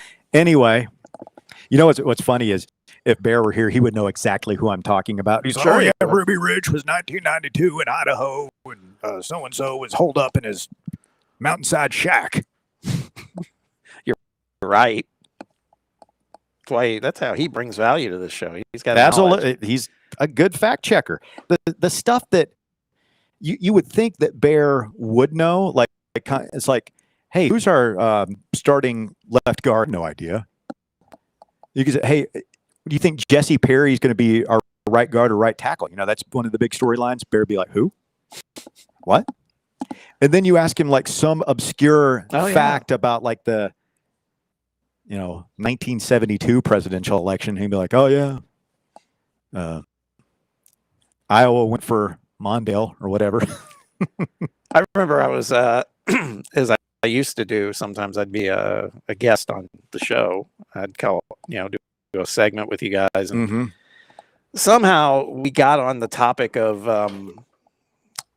when I went to Russia to adopt our son. My wife and I went, and we were on a flight from Chicago to Moscow, and it was a Russian airline called Aeroflot. And I was saying that they did the whole, when we checked in, of do you want to sit in smoking or non-smoking? And my whole point was, if there's a smoking section, the whole plane's smoking one way or another.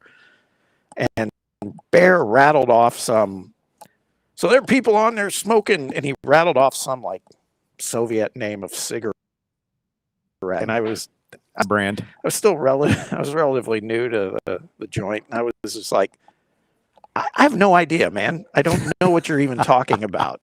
I didn't know the ways of Bear that well yet, but I was like, are you trying to stump me here, or are you? No, we're getting more listener feedback on Ruby Ridge. It was Randy Weaver was the guy's name.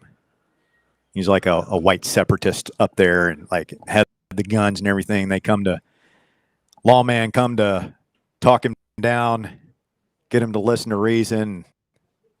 Next thing you know, you have like a 42-day standoff. I think his wife got killed. Yeah. Trip to the brain. Vol said that he's heard, because I mentioned I had a friend from California that moved to Idaho. He said, I've heard Californians are ruining Idaho. I'm sure that's the case. There's probably a big migration. Is there any state not named California that Californians aren't ruining? Yeah. Yeah. Hey, I'd like to come to your place and introduce a tofu stand. No, I'll tell you what. Okay. No, I'll tell you what they do, and it happened here, and it's happened in Nashville and other places. And it's not just California; it's New York too. They're coming and they're overpaying for property and housing, and that is what is driving all these. It's getting harder and harder for people to afford living in this, and that was part of the draw of coming here. Way back when I was in California, I did what everybody's trying to do now. I did that 30 years ago, and now it's like. So you were the trendsetter of Californians ruining East Tennessee. I'd like to think so. I'm not a Californian. I just set up shop there for 6 years or something like that. What's your favorite place besides East Tennessee that you've lived? Oh, that's probably just home where I grew up, Indianapolis, that area. Hey, California is a beautiful place, or at least was at a time before. Still is. Yeah. I love visiting it. I just know now after a matter of days, it's a very hard place to live, in my opinion, unless you are loaded, super rich. Yeah, have people buy your groceries for you, have people shuttle you around, all that kind of stuff. And there's a lot of people that are in that boat out there doing that, but it's a very, very hard place to live. 859-635 is your number to get on the show this afternoon. 966-3435 as we have open lines. Jake Crane from Crane & Cone is going to join here in about an hour. Until then, if you want to jump in, now is the perfect time to give it a shot. More on the smoky gray uniforms that were unveiled today. If you're just joining us, we'll reset that topic for you. Plus, which teams in the AP Top 25 that was released on Monday play the most AP Top 25 and Top 10 opponents? Our friends over at On3 have compiled that information for us. We will discuss upon our continuance. Stay tuned. More coming up here on Fan Run Radio right after this. The Drive. From Rocky Top to the rest of the SEC and beyond, this is Big Orange Country's sports radio superstation, Fan Run Radio, Knoxville. One homestand remaining to see your Knoxville Smokies in action. That's it. The first week of September, your Smokies are home against the Chattanooga Lookouts. And we're closing out the season with amazing promotions every night. Taco Tuesday and All-You-Can-Eat Wednesday, less than $20 for tons of food and game tickets. Nice. Our final Thirsty Thursday, final fireworks show, and we end the season with our fan appreciation game. Get your tickets now at SmokiesBaseball.com.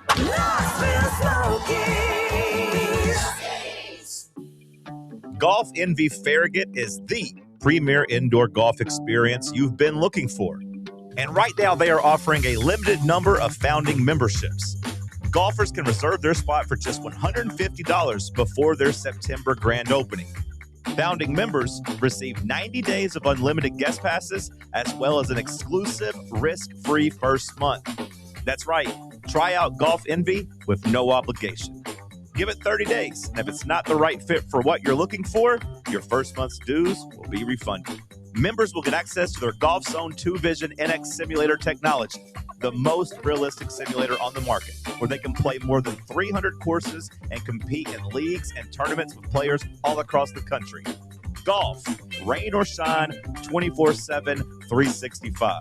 To learn more and become a founding member, visit their website at farragut.golfenvy.com/presale. Is your yard starting to look more wild than welcoming? Yeah, don't let your landscape be that house on the block. At ECR Total Landscapes, we make sure your outdoor space is something you're proud of. From de-weeding flower beds to leaf blowing, trimming, mulching, and more, completely customizable to your property's specific needs. We'll handle it all. Why spend your weekends sweating it out in the yard when you can just sit back and enjoy it? That's the ECR difference. And right now, new customers can get 10% off your first month of our monthly maintenance package when you sign up for a full calendar year. That's right. Consistent, reliable service at a price that makes it easy to get started. No sweat, no hassle, just a better looking lawn week after week. Call ECR Total Landscapes today and mention promo code FANRUN to save 10% on your first month. Call 865-384-2012 or visit us online at ecrtotallandscapes.com. Is your crawl space damp, musty, or showing signs of mold? Call S&D Crawl Space and Insulation. From crawl space encapsulation and mold remediation to waterproofing, insulation, and dehumidifiers, S&D helps protect your home from moisture and poor air quality. Serving Knoxville and surrounding areas. Call 865-602-0590. That's 865-602-0590. S&D Crawl Space and Insulation. Protecting your home from the ground up. Located in Knoxville's historic Old City, Barley's offers great food, live music, the best draft beer selection in town, and now your new favorite place to watch sports. Their indoor projector is perfect for any weather, and they've revamped their upstairs area with more TVs to take in all of the action. Their menu features hand-battered chicken tenders, juicy burgers, fresh salads, and the tastiest pizza in Knoxville. You can enjoy their happy hour drink specials daily from open until 6 p.m. Barley's Tap Room and Pizzeria.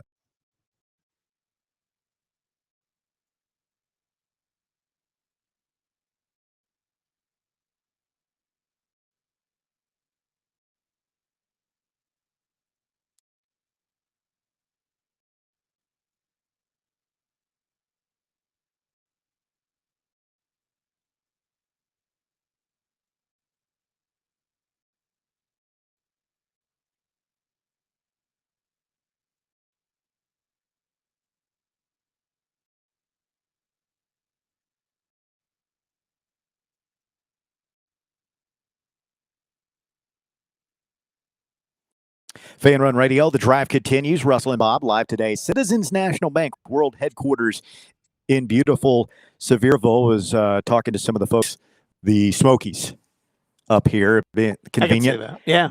But the ones that have been down to Knoxville for a game at the Cove see why they moved. Yeah. Yeah. Pretty nice digs for the Smoke. Only one homestand left, according to the commercial we just heard. Yep. Man, time flies. Also, interesting note, I know we had talked about this earlier and did not have an answer. There will be minor league baseball next year, regardless of the work stoppage in the major leagues. Okay, I did not know that, but that's so the way it works is if you're on a major league team 40-man roster, you can't play. Mm-hmm. You're locked out. But if you're in the minor leagues, according to a Google search I did yesterday, you're good to go. So hopefully we'll have baseball downtown Knoxville, regardless of the what happens with the big leagues. And it certainly does sound like there is going to be a work stoppage, but at least we'll have baseball here locally. Last I checked, I think you guys were you guys were top of the ninth. You're up 2-0 on the White Sox. Oh, good. This is the first I've heard of it. Have not been following at all. This would snap a 4-game losing streak. Mm-hmm. Swept by the Twins. Lost the game I was at against the Diamondbacks. Not hitting the ball. I mean, only 2-0. I mean, it's not like we're fixing our problems here. Garrett Holmes, 6 innings of one-hit ball. Well, good. He pitched the game I was at Saturday, and he had a 1-2-3 first inning, and that just got blowed up in the second inning. I don't think he made it out of the third. How's Lane Thomas been doing since he got there? Okay. I mean, they've got him in kind of a platoon with Mike Yastrzemski in left field, and I think he's hit 2 home runs. But, I mean, it's none of the Braves are covering themselves in glory from a hitting standpoint right now. So, yeah, it's rough. You look on the Braves message boards, Braves Twitter, those people are not handling it well, Bob. What is going on? By the way, if we're going to do a quick baseball segment here, what is going on with this Walters guy Oh, with the Dodgers. And your Dodgers, is he in trouble? Well, nothing yet, but a lot of people are drawing conclusions of what he had to do to kind of liquidate his holdings with the Lakers. And he's doing the same thing. He owns some of Chelsea. He's getting rid of that, him and Todd Bowley.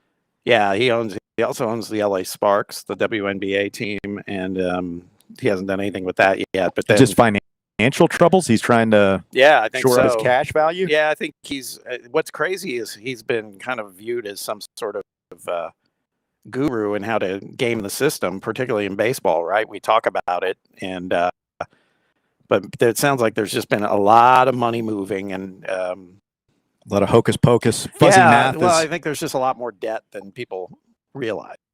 Maybe even he realized. I don't know, but so he's got some money problems. And what does it mean for the Dodgers?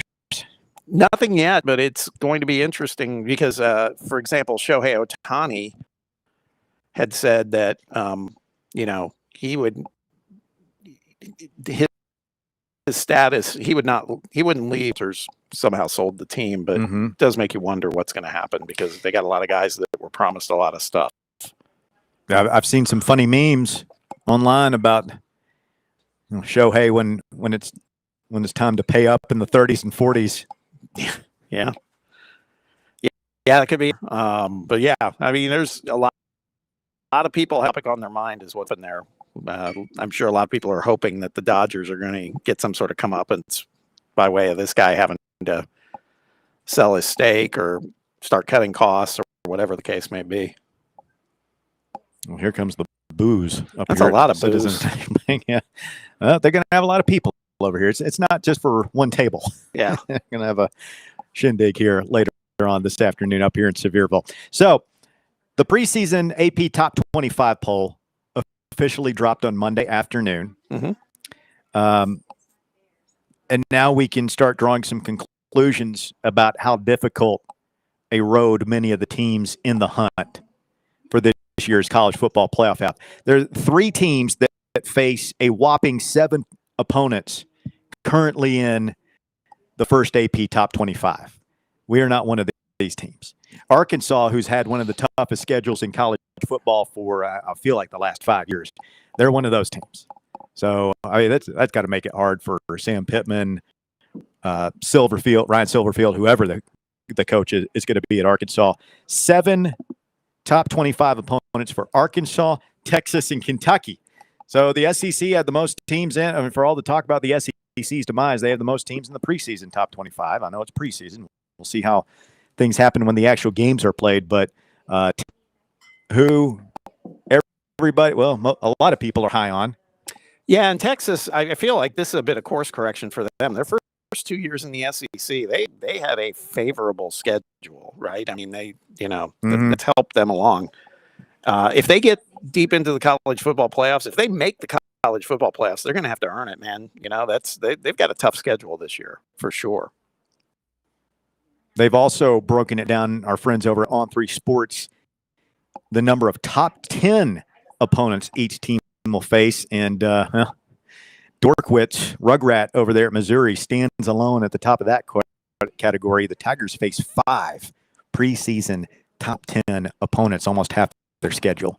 Yeah, that's what's funny is they're only, we talked about the top 3 that face the most top 25 opponents with 7. There's a handful of teams that face 6 and then a handful of teams that face 5. And Missouri's one that faces 5. But the problem is, they're all in the top 10 preseason poll. And it's like all back to back. It starts with A&M in October. So they don't have any at the beginning of the season, but they play Florida at home, A&M at home, at Ole Miss. Obviously, Florida's not in this conversation. So it starts with Texas A&M at home, at Ole Miss, at Arkansas, then Texas at home. They do have a lot of these games at home, at Georgia, and then Oklahoma at home to end the season. So 3 of those top 10 opponents are at home, at Georgia and at Ole Miss. Hard to see them winning those games. Yeah, and you mentioned Florida, and I know Florida's not ranked, but I got to tell you, I'm glad we're not playing Florida. I'm not sure what to expect from them this year with Summerall. I mean, they have talent. Oh, I disagree with you there. I would rather be playing Florida, especially their year to come up here. The first your head coach? No, that I agree as far as the location of it, but I'm just saying that I'm fine with them not being on the schedule. Let's put it that way. Would you rather play Florida at home or go to South Carolina this year? Oh, Florida at home. Yeah. Florida at home. I mean, isn't that so maddening that it finally feels like we got rid of whatever that hex was, that voodoo that they had over us for the better part of over 30 years. Feels like we finally solved that, and the series has just continued. I know. Go figure, right? What's crazy, though, is we talk about Tennessee and how we're like, man, this is a tough schedule coming up, and it is. But right now, it's sizing up that Tennessee only is facing 4 opponents in the AP Top 25 preseason. That's what? So that's Texas, that's A&M, Alabama, and I'm trying to think of who the 4th is. Oh, LSU. Yeah, I mean, I don't think there's such thing as an easy schedule in the SEC, but it just goes along with the further professionalization of the game. It's more and more like the NFL, and that's one of the great things about the NFL. What do they say? Any given Sunday. Right. Anybody can, the worst team in the league can beat the best team in the league. It might happen in the SEC. It doesn't happen in college football. You're going to have games where, Furman is just not going to beat Tennessee. Kennesaw State not going to beat Tennessee. So you do have a couple of truly built-in wins every single year, but not in the league. Not when you're talking about playing conference opponents. And I think that's pretty entertaining. We all tend to think of it, oh man, it's going to be a murder schedule. We got 9 SEC games this year. Well, all things are relative. And as far as playing top 25 teams, we kind of got out of it a little easy. By the way, only 2 preseason top 10 teams in that list for Tennessee. And I'm looking at some of the teams that play 6 top 25 opponents from the SEC. Now, Mississippi State does, and that, boy, their schedule is packed. And so, again, I think Jeff Lebby, he's going to be hard-pressed to get to 6-6. And if he does, he'll probably keep his job. But if he doesn't, he's probably gone. But Oklahoma, Ole Miss, and Texas A&M, these are the teams I've been talking about that we keep talking about the SEC being Texas and Georgia, and then a bunch of other teams that if things break the right way, good things could happen. And you look at Oklahoma, I feel like Tennessee's on the fringe of that kind of category there. Those guys have 6 top 25 opponents. So, I mean, again, their schedule arguably is a little tougher than ours. And so you got to hope we're playing one of those games against A&M down in College Station, which that's going to be tough. But I do think the schedule, when you look at it through this filter, I don't know. Again, it's all going to come down if we can get some good quarterback play, if the defense rises to the occasion, at least markedly better than last season, not like a night and day change, but a big change. I don't know. We could be in that conversation. We got to win one of these big games at least, though, right? At least one of them, yes. Whether it's Texas and presumably probably we need to win 2 of them. Again, I don't know if a 3-loss team in the 12-team format's going to make it this year. Do you consider Auburn a quote-unquote big game this year? I do. Just because I'd say the same I was saying this, I guess, yesterday about South Carolina. I think those are teams that have talent. And so you said any given Sunday, any given Saturday, I think some of these teams, now we have the edge on Auburn because we're playing them in Knoxville, but an unknown with Alex Golish at the helm and what could happen there. Byron Brown at quarterback. That game's got me concerned a little bit. Sure. I mean, good thing we're wearing the Smokey gray. Well, should I was have going to say fired up, advantage, according to some. Yeah. Well, the thing I look at Auburn statistically is I almost wonder if they're somewhat the inverse of us. We're talking about nowhere to go but up with a new defensive coordinator. They were pretty good on defense, 29th nationally in total defense. It's not bad for an SEC team. Last year, they were 73rd in scoring offense and 34th in scoring defense. Auburn was last season. So you wonder if Alex Golish can get in there and with Byron Brown and provide a little bit of an instant impact. If he does, yeah, they're going to be a lot better than they have been. So I'm just looking at the publication you're looking at there. When you talk about Auburn, that's a team, by the way, never changes the uniform scheme. Mm-hmm. It's a look. I like they're all white, actually.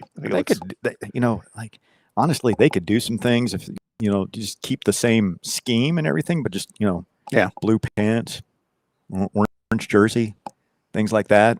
Yeah, they're staying the course. No, I admire it. Lindy's college football preview I'm looking at, they list Auburn as having only one returning starter on offense. Complete overhaul. That's Jeremiah Cobb, their running back, by the way. It's a good one to return. Was he good last year? I think he was pretty good, but I mean, there's such a premium on running backs and stuff. I mean, I think it's probably good they got him.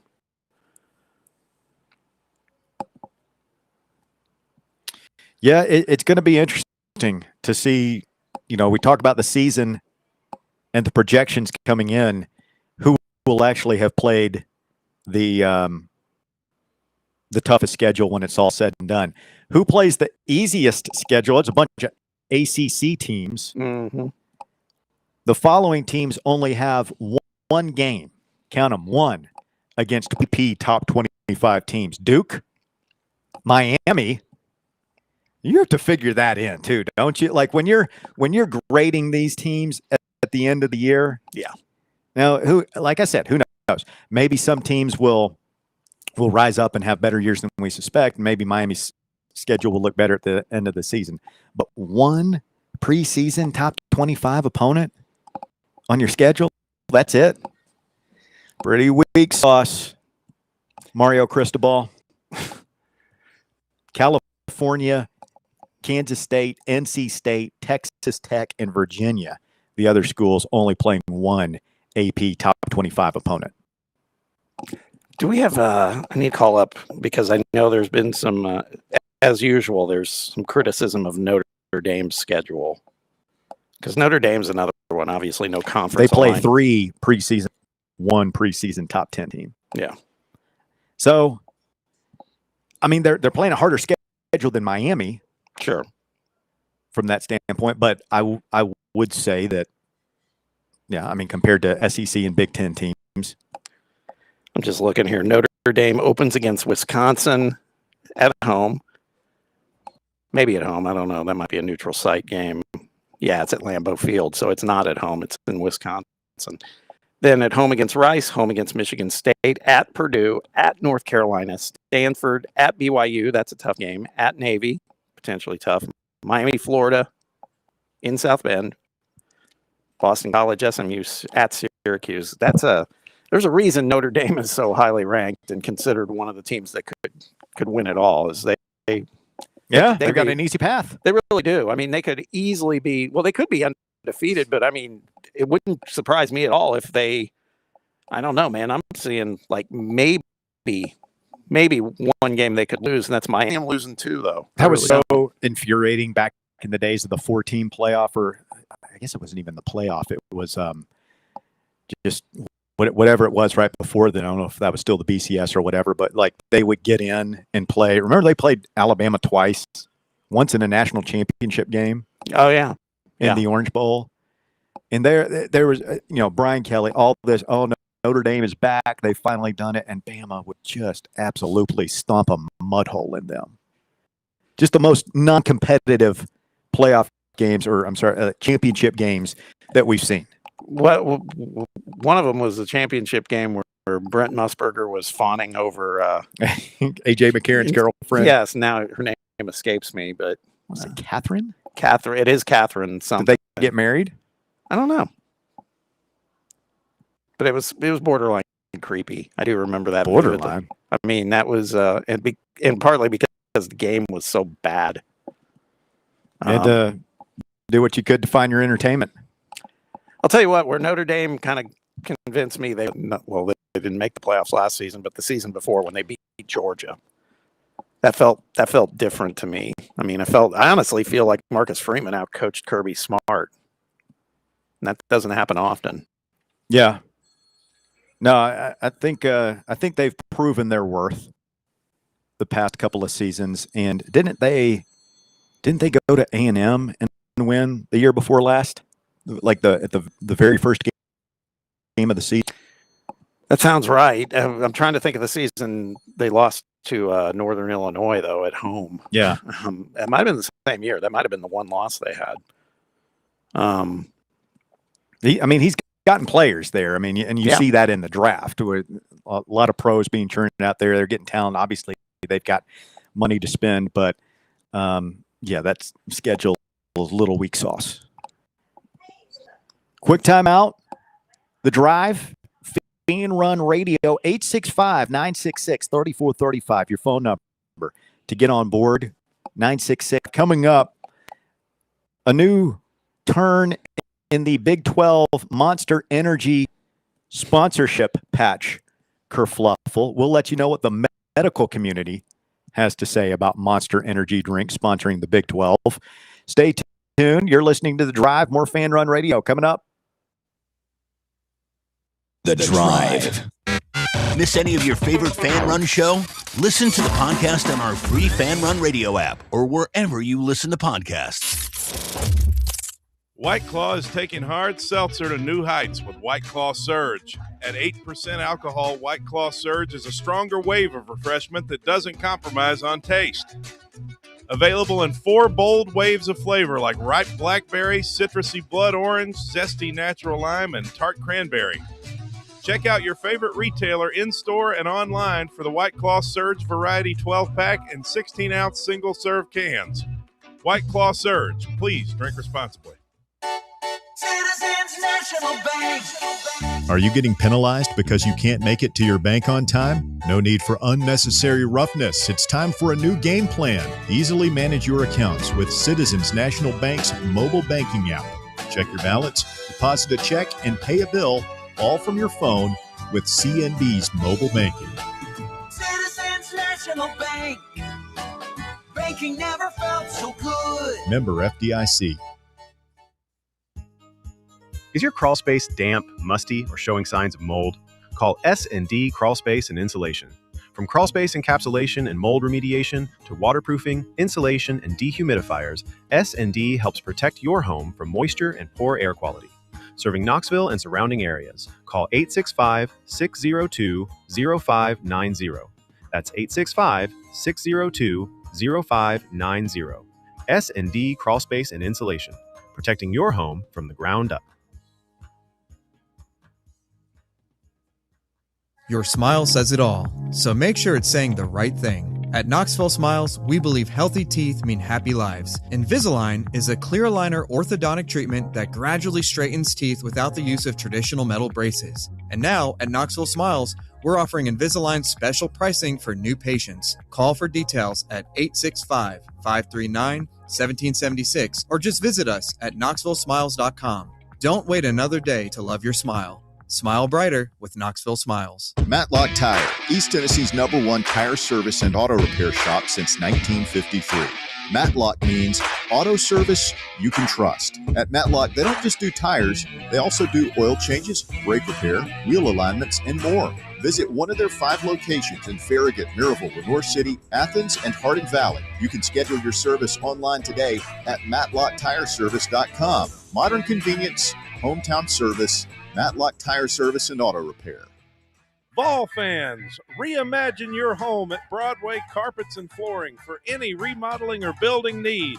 With a variety of carpets, rugs, hardwood, vinyl, and stone, Broadway has all the flooring and installation options you're looking for, including pet-resistant products like Pet Perfect Carpet from Shaw Floors. Visit their showroom in downtown Knoxville or the location in West Knoxville located on Kingston Pike near Pellissippi Parkway today.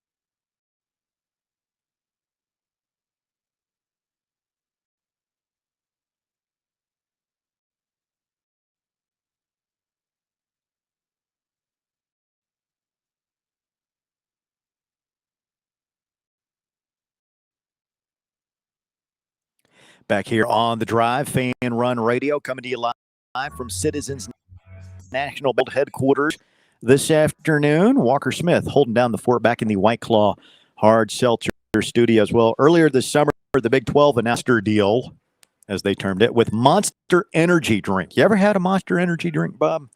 I have once. I've had a few. They're very refreshing. They get the job done. I'm still a Red Bull guy if I need that kind of thing. I kind of steer clear of those things, man. The chemical quantities that they use there are a little frightening to me. Well, on that note, what I'm about to tell you probably not going to change your mind. It'll probably harden your position, actually. Not everyone thrilled with this arrangement. According to a report from USA Today, a group of doctors and scientists have now petitioned the Big 12 in the NCAA to pause the sponsorship rollout, quote, on the basis that energy drinks are a health risk to children. Of course, a lot of kids watch, they look up to these guys. They're going to see their uniforms out there that we all like with the big Monster Energy patch on it. The working group has reportedly sent letters to the Big 12 and NCAA leadership, but said it has not gotten a response. The Big 12 and Monster announced the partnership back in July. In part, the reason for the pushback from the group is due to the size and scale of the Big 12 deal. The arrangement will put Monster's branding in front of millions this fall. John Higgins, a cardiologist, and to my knowledge, no relation to the Tennessee point guard from the Buzz Peterson era in the early 2000s. And I believe the head coach at Farragut basketball now. John Higgins? He was. I don't think he is any longer, but he was. Big 12 games can reach roughly 10 to 18 million viewers per weekend, with particularly strong exposure among younger fans. That makes the conference an especially important environment to examine when considering the marketing and consumption of energy drinks.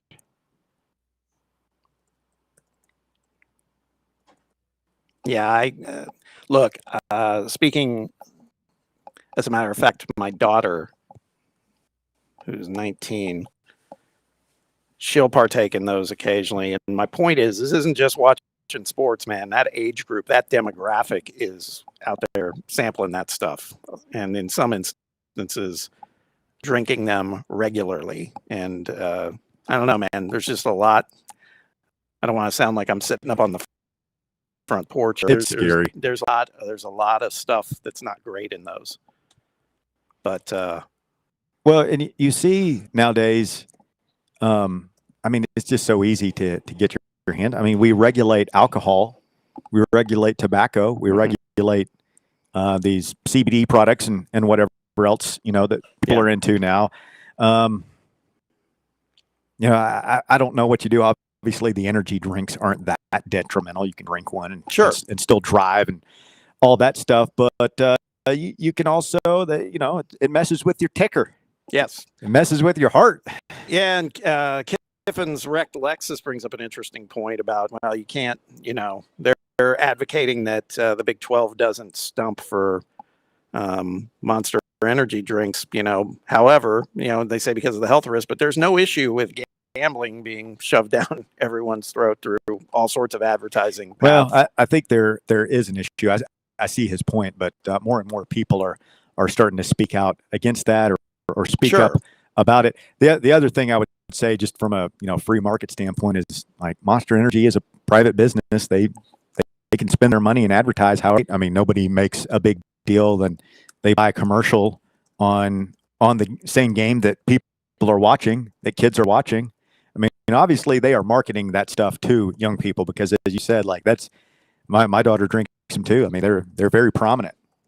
Yeah, no, I mean that. I'm communicating with Kiffin's Rec Lexus about this. There is an energy drink I actually like. It's called Accelerator. And it is, as I called it in my back and forth with him, probably the least lethal of the energy drinks. A lot of plant-based ingredients in it. And it's still got some stuff in it, but it actually, sugar-free, natural caffeine, all this other stuff. But, what's interesting, you can't get that in stores at this point. And that tells me, because it used to be in some stores and now it's gone, that means it didn't sell well enough. You got to get it online now, like through Amazon. And remember Jolt Cola growing up? Yes. That was like a very rudimentary version of an energy drink. I think that was just all sugar, right? Yeah. It was caffeine. Yeah, it was what that was what you would, at least I did when you were pulling all-nighters for school and stuff like that. It was either coffee or Jolt or something like that. I never did anything like that. All-nighters? No. Well, I mean, I did the all-nighters, but I never used, I mean, I hear kids like, oh yeah, I popped an Adderall. I drank 2 Monster Energy drinks. I've been up all night. It's like, well, good for you. I couldn't do it. I had to have something. I couldn't do it now, but yeah, I'd stay up for days back then. Stupid.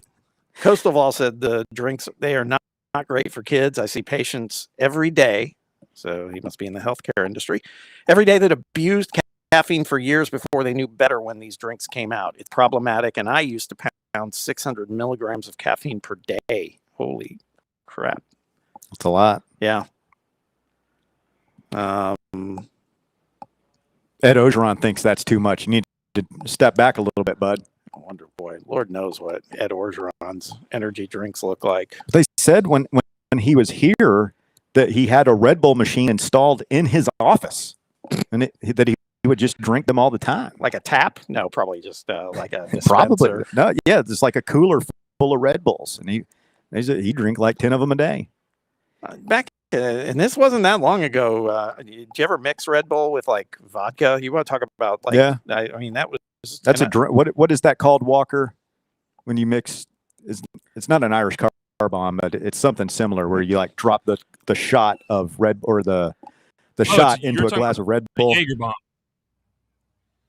You're thinking of like a Jaeger bomb. I'm talking about. I would just mix Red Bull with vodka, and it's like you sit there and think about all the conflicting things going on there to be imbibing too much of. But I'd done it before. Doctors would recommend against. But I'll tell you what, if you think you need a pick-me-up, if you're going out in the night and you don't want to go home yet, and get yourself a vodka Red Bull or a Jaeger bomb, you're ready to go for another couple hours. Yeah. Oh man, when we were having our technical difficulties in hour number 1, I would have had anything you stuck in front of me, quite frankly. Coastal Vol's on a rant here. He said these brands, I think he's dovetailing off what I said. He said these brands are ruthless. They buy out each other's shelf space in stores, and depending upon the deals you sign, they can sue distributors that give away their shelf space or under advertise it. Well, if you notice, like you go into some stores now, namely convenience stores, and there's a certain brand, we're giving a lot of free advertising, but there's a certain brand that has their own, and it's not Red Bull, that has their own cabinet, like their own cooler. It's branded, and it's like, I mean, they're spending big money to have presence in these C stores mostly. By the way, happy National Radio Day. You see this picture of I saw that. Young Russell Smith, circa, I believe this is about 2006, about 20 years ago. Yeah, speaking of car bomb, it looks like you're getting ready to wire one there. It's you got a little kind of a... What does that mean? It's kind of a domestic terrorist vibe to you. I don't know. Looks like you could... I'm doing radio, man. Yeah, maybe. What do you mean, maybe? There's a microphone in front of my face. You think I'm... you're saying I look a little psychotic? Just calculated. I'm calculated, man. I take this seriously. Yeah. Note the Radio Shack brand headphones. Nice. Around my neck. You can, I think you get 2 for $12 back in the day at Radio Shack. Those were the days. I used to have a moment in my life where I thought running a Radio Shack would be just a badass job. I had a friend who ran a Radio Shack. So did I. And I was like, man, I'd like to do that. Wouldn't exist now, but my friend Jeff time, and I think until they went out of business, whatever, 10 years or so ago. Yeah. And he said one time they flew for a corporate event like in Vegas or something, and the Rolling Stones played like a basically a club show for them. Wow. Radio Shack used to have the money. Yeah, they used to roll deep, man. That's I'm telling you, I'm very serious. I was a lot younger, more naive. Like, man, this would be a cool career. I could totally see you behind the counter in a Radio Shack. Sir, do you have anything that attaches to this 1/4-inch outlet? Yeah. You would know. You'd have it right there in your little plastic shelf thing. Probably wear a pocket protector in my shirt pocket. Yeah, some kind of apron. Yeah, that'd be good. Be a good gig, man. You wouldn't be here, though, sitting next to me. No, that's true. Rocking it. Life works out. Hewitt Pruitt says, how about Jolt and Pop Rocks together? Anyone? I never did that, but I remember the Mentos and a Diet Coke. Oh, yeah. You get a nice geyser going on that thing. Yep. Stay with us. Hour number 3. Hard to believe. We're already staring down the last 60 minutes of the drive. We'll get it kickstarted when we continue next, right here on Fan Run Radio.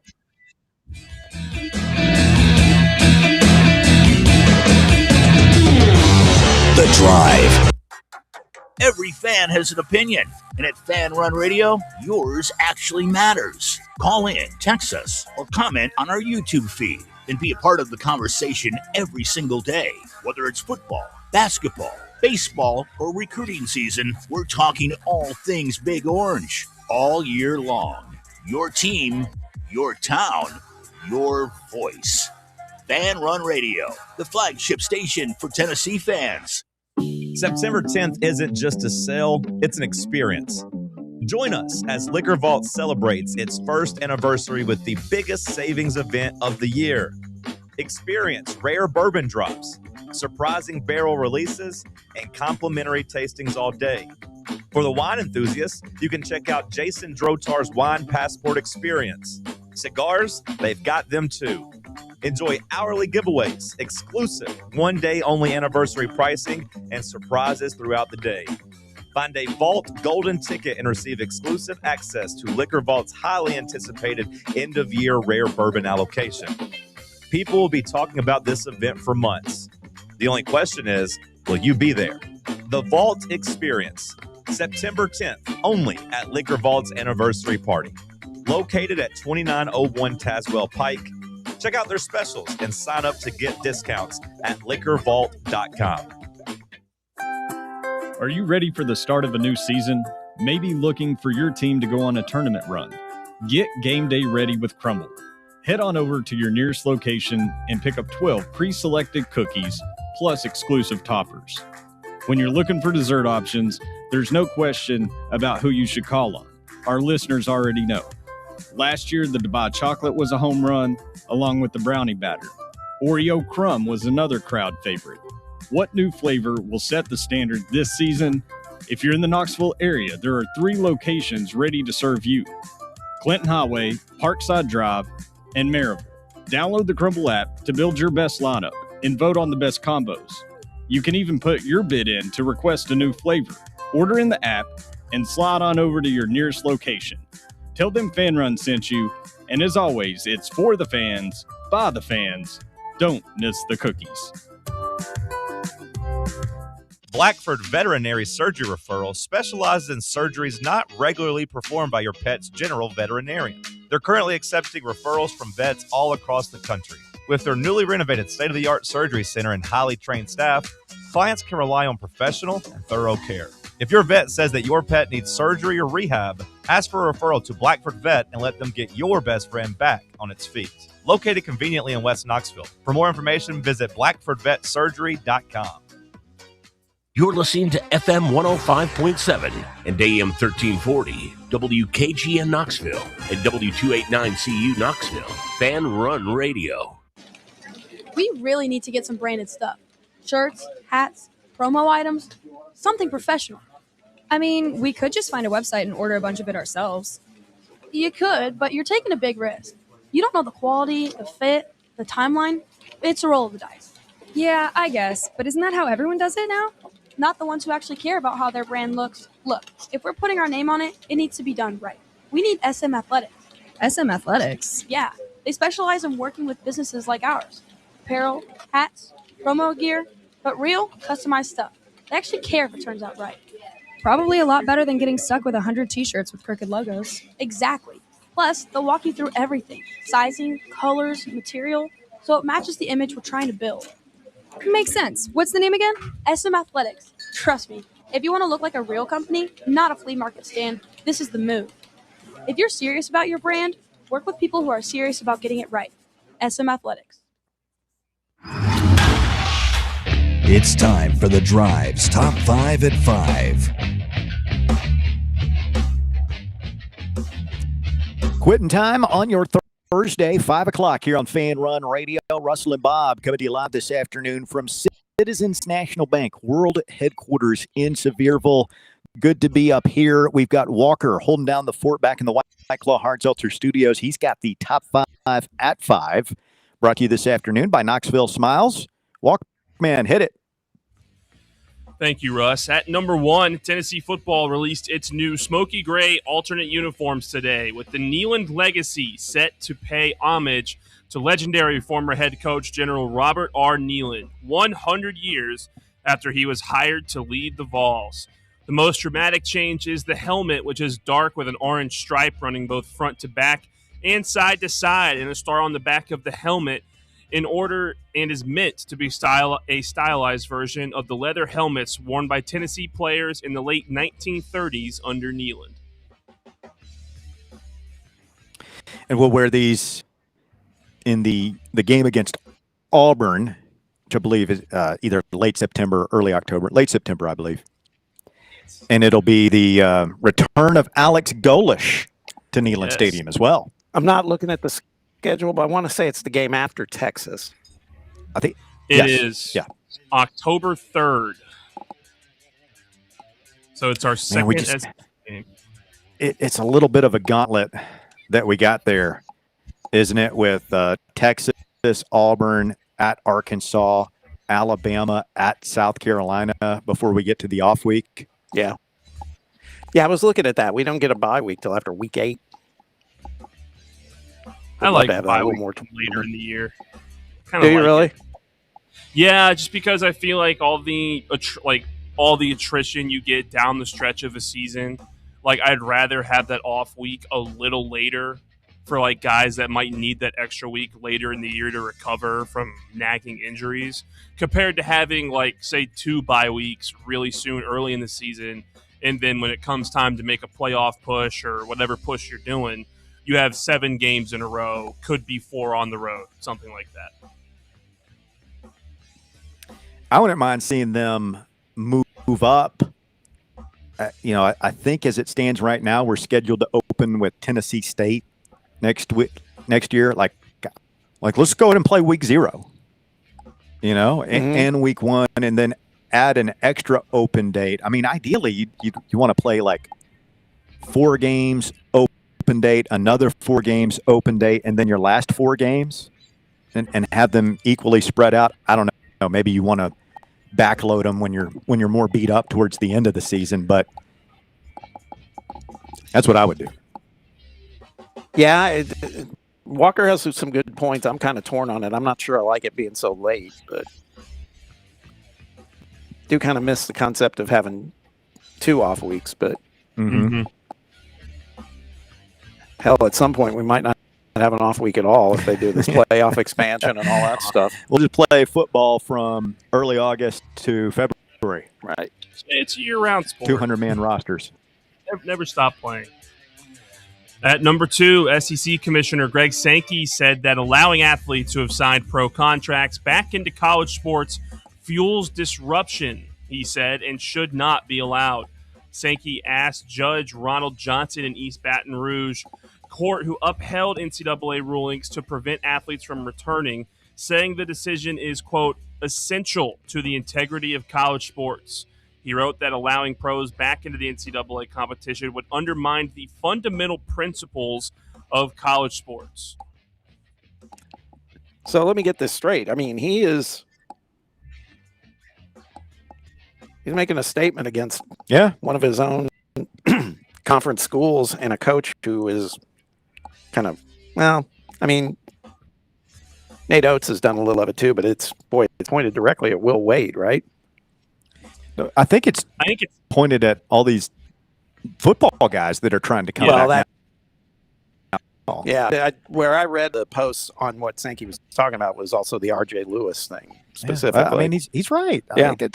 No, I agree. I don't like any of this, man. And this latest one of guys that they just won a lawsuit, and everybody's got whiplash, man. I can't even keep up with this stuff, and I do it for a living, so I can't. The common fan who who just watches games might tune into a 120-minute segment of the drive on their way home from work every day, and that's the extent of their sports intake. Like, they have no idea who's eligible and who's not, man. And you have this ruling this week of guys that have played in preseason NFL games now.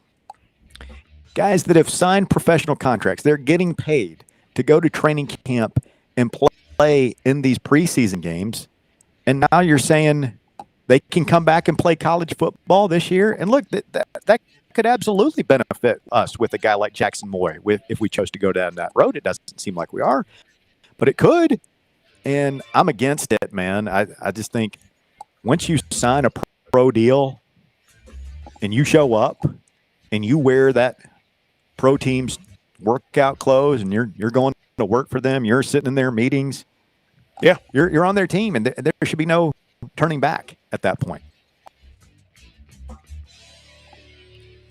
At number 3, two-time Pro Bowl D-tackle Vita Vea and the Buccaneers reached an agreement yesterday on a 1-year extension for $30 million, tying him to Tampa Bay for 2 more seasons.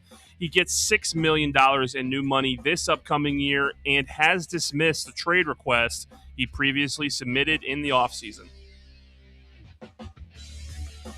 Vita Vea. Okay.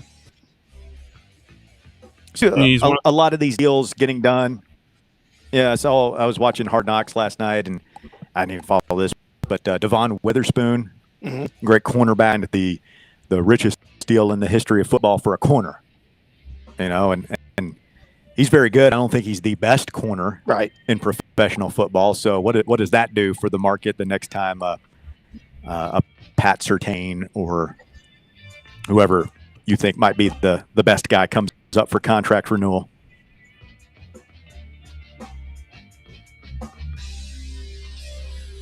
At number 4, let's look at the scores in the MLB on a busy Thursday. The Cardinals beat the Reds 10-9. The Braves beat the White Sox 2-0. Cleveland beat the Giants 5-2. The Blue Jays beat the Rays 5-1. The Brewers beat the Mariners 6-4, and the Royals took care of the A's 6-2. Later tonight, the Yankees go up against the Orioles, and the Rangers and Jacob deGrom will take the mound as they play the Nats, with Jacob deGrom going for 2,000 strikeouts. Take that, CG. Poke it. 2-0. Bravos. Getting it done on the south side. And Austin Riley, who has had just a nightmare season, drove in both runs in separate at-bats. And RBI double in the third and an RBI single in the 7th was all we needed. Our 1, 2, and 3 hitters today, Acuna, Drake Baldwin, Matt Olson, going a combined 0 for 12. Woo. I didn't realize till just a few weeks ago about how much of a iron horse Matt Olson is. Oh, yeah. As far as consecutive games played and all that stuff. Yeah, I mean, he's coming up on 1,000 or something like that. Yeah. He hasn't missed a game in 5 or 6 years. Pretty impressive, especially with a manager and Walt Weiss, and I'm sure he gets this pressure from above, always resting guys, you know, putting Acuna in the DH. Baldwin gave Albies a day off. Michael Harris, all these guys get days off. Like, it's going out of style. It's just a different game nowadays. Sure is. I mean, back in my day, now I am the old man on the cloud. But you know, starting shortstop, third baseman, left fielder. You don't have a broken leg. You can get out there and play. Speaking of that, real quick, random game over the weekend, but the Kansas City Royals, I want to say Noah Cameron is his name, pitcher, pitched a complete game shutout through like 120 pitches, and it's like that does not happen anymore. Good for the Royals for doing that. It's like, how many times have we seen pitchers there just dealing and they get pulled in the 7th inning, even earlier? It's ridiculous. The Diamondbacks had, is it Brandon Fat or whatever? Fott, I think. Fott. Yeah. He, I mean, he was shutting the Braves down, and they pulled him, I think, after 7 innings. He's only at like maybe 90 pitches, 80 or 90 pitches. and they held on to win, but they almost blew it. I'm just sitting there thinking, why? The guy's untouchable. Right. Let him pitch. Yeah. It's crazy. I mean, if he's at 120 pitches in the 7th or 8th inning, yeah, and he's laboring by all means, but just because you're worried about something that might happen, yeah, I mean, you can't let fear dictate how you do it. Again, if it's like skeins or something, and you're towing well over 100 miles per hour, okay, maybe you put a governor on that. Yeah, but even then, man, I think that a guy like that it's just inevitable that he's going to have some sort of arm problem. So you might as well get what you can get while you can. That's right. I agree. And at number 5, a Filipino fisherman had an unpleasant encounter when he had an octopus get stuck to his face. I have sent you guys a video if you would like to watch, but while out fishing like on a an kayak, alien? he reeled in a small octopus that while he was trying to remove the hook. You've seen it? It's rough. It's disturbing. It creeps me out watching it. How did he get it on his face? I don't know. He was out fishing for it. Yeah. While And he threw it off and was like laughing, like no big deal. He was fishing for the octopus, or he's fishing for fish? Maybe both. Oh yeah, that's nightmare fuel. Yeah. Oh my god. Yeah. Bad. I'd be petrified. He was just like, oh, it's crazy, right? He's hitting himself in the face with a log, trying to get it off. Yeah, I mean, like that could suffocate you. What a way to go. Blocked by his octopi. airway. He couldn't breathe. Fought it for like a minute. Oh, that's couldn't awful. breathe a lot of the time. Yeah, that's thanks a lot, Walker. It's You're welcome. nightmare fuel for this evening. Walker classic there. That's going back to the days where he was talking about, feral animals and all that stuff. Mhm. He's bringing out his A game again. Playing the hits. You know I love it.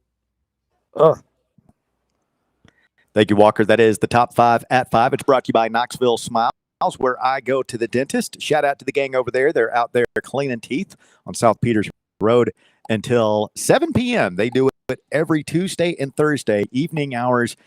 Just another way they make it easier for you at Knoxville Smiles. Give them a call at 865-539-1776.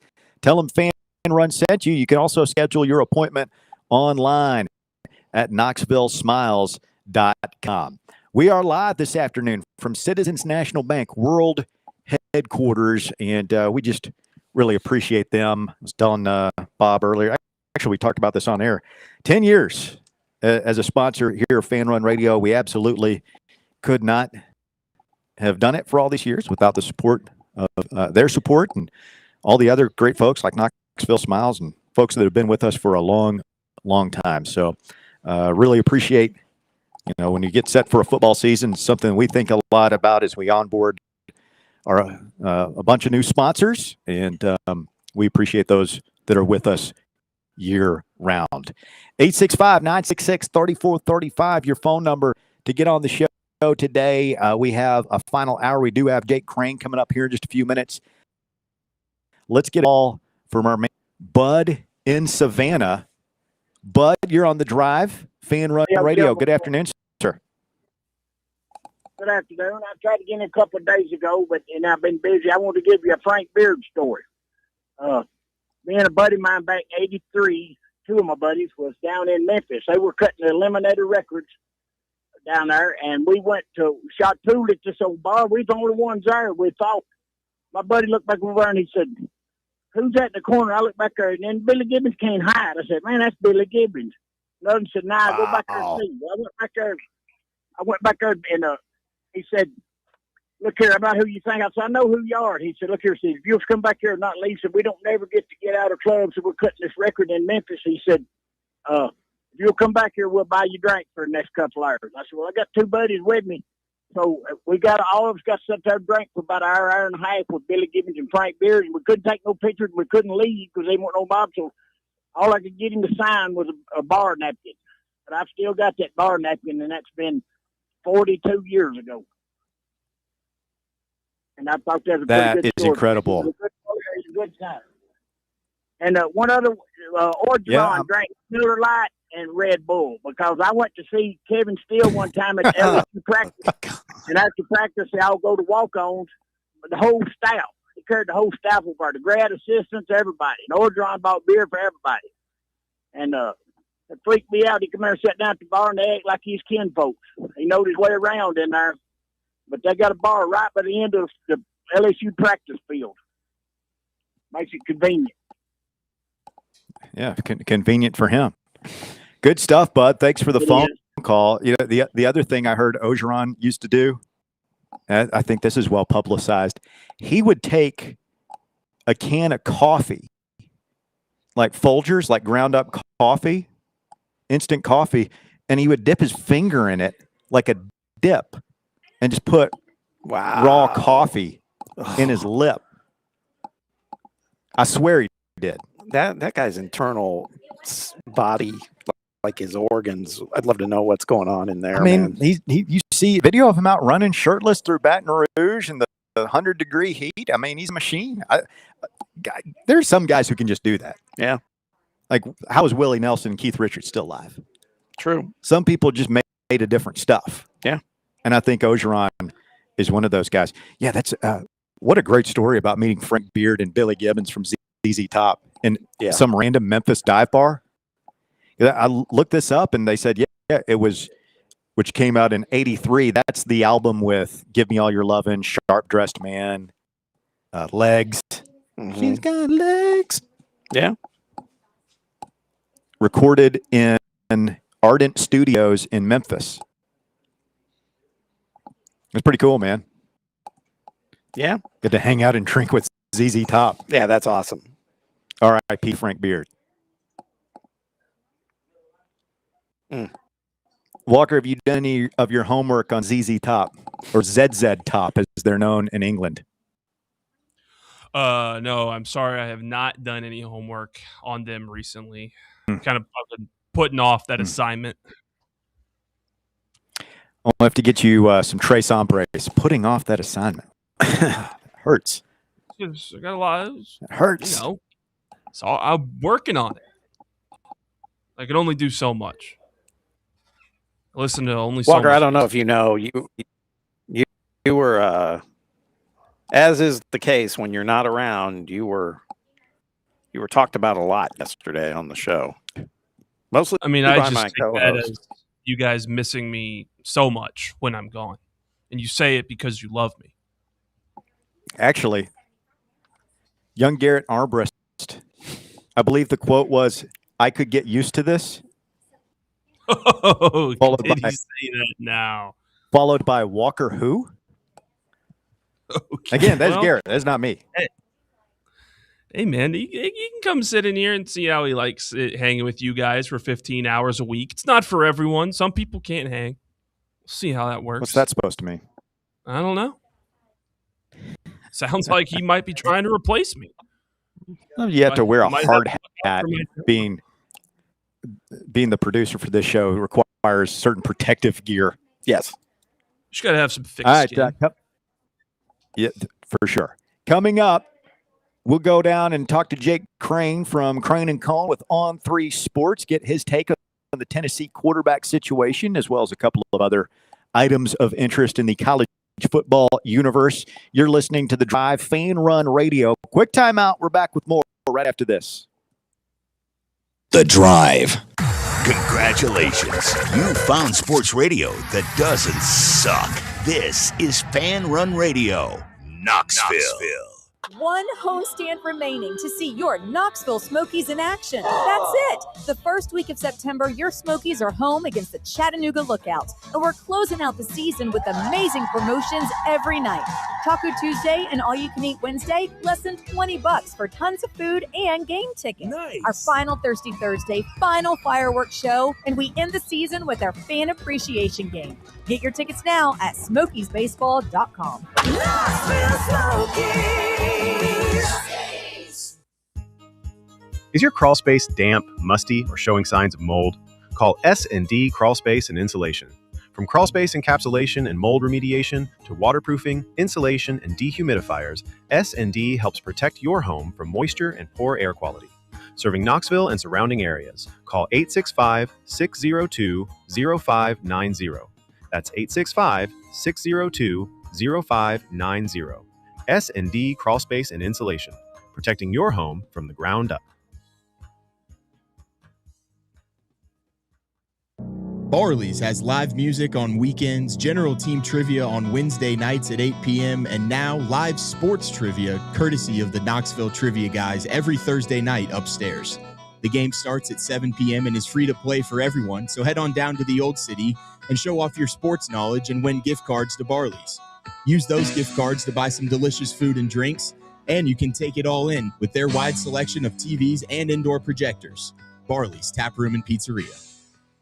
Tired of spending your weekends working in the yard? Let ECR Total Landscapes handle it for you. We'll take care of de-weeding your flower beds, leaf blowing, trimming, mulching, and more. Let us do the heavy lifting so your landscape looks great.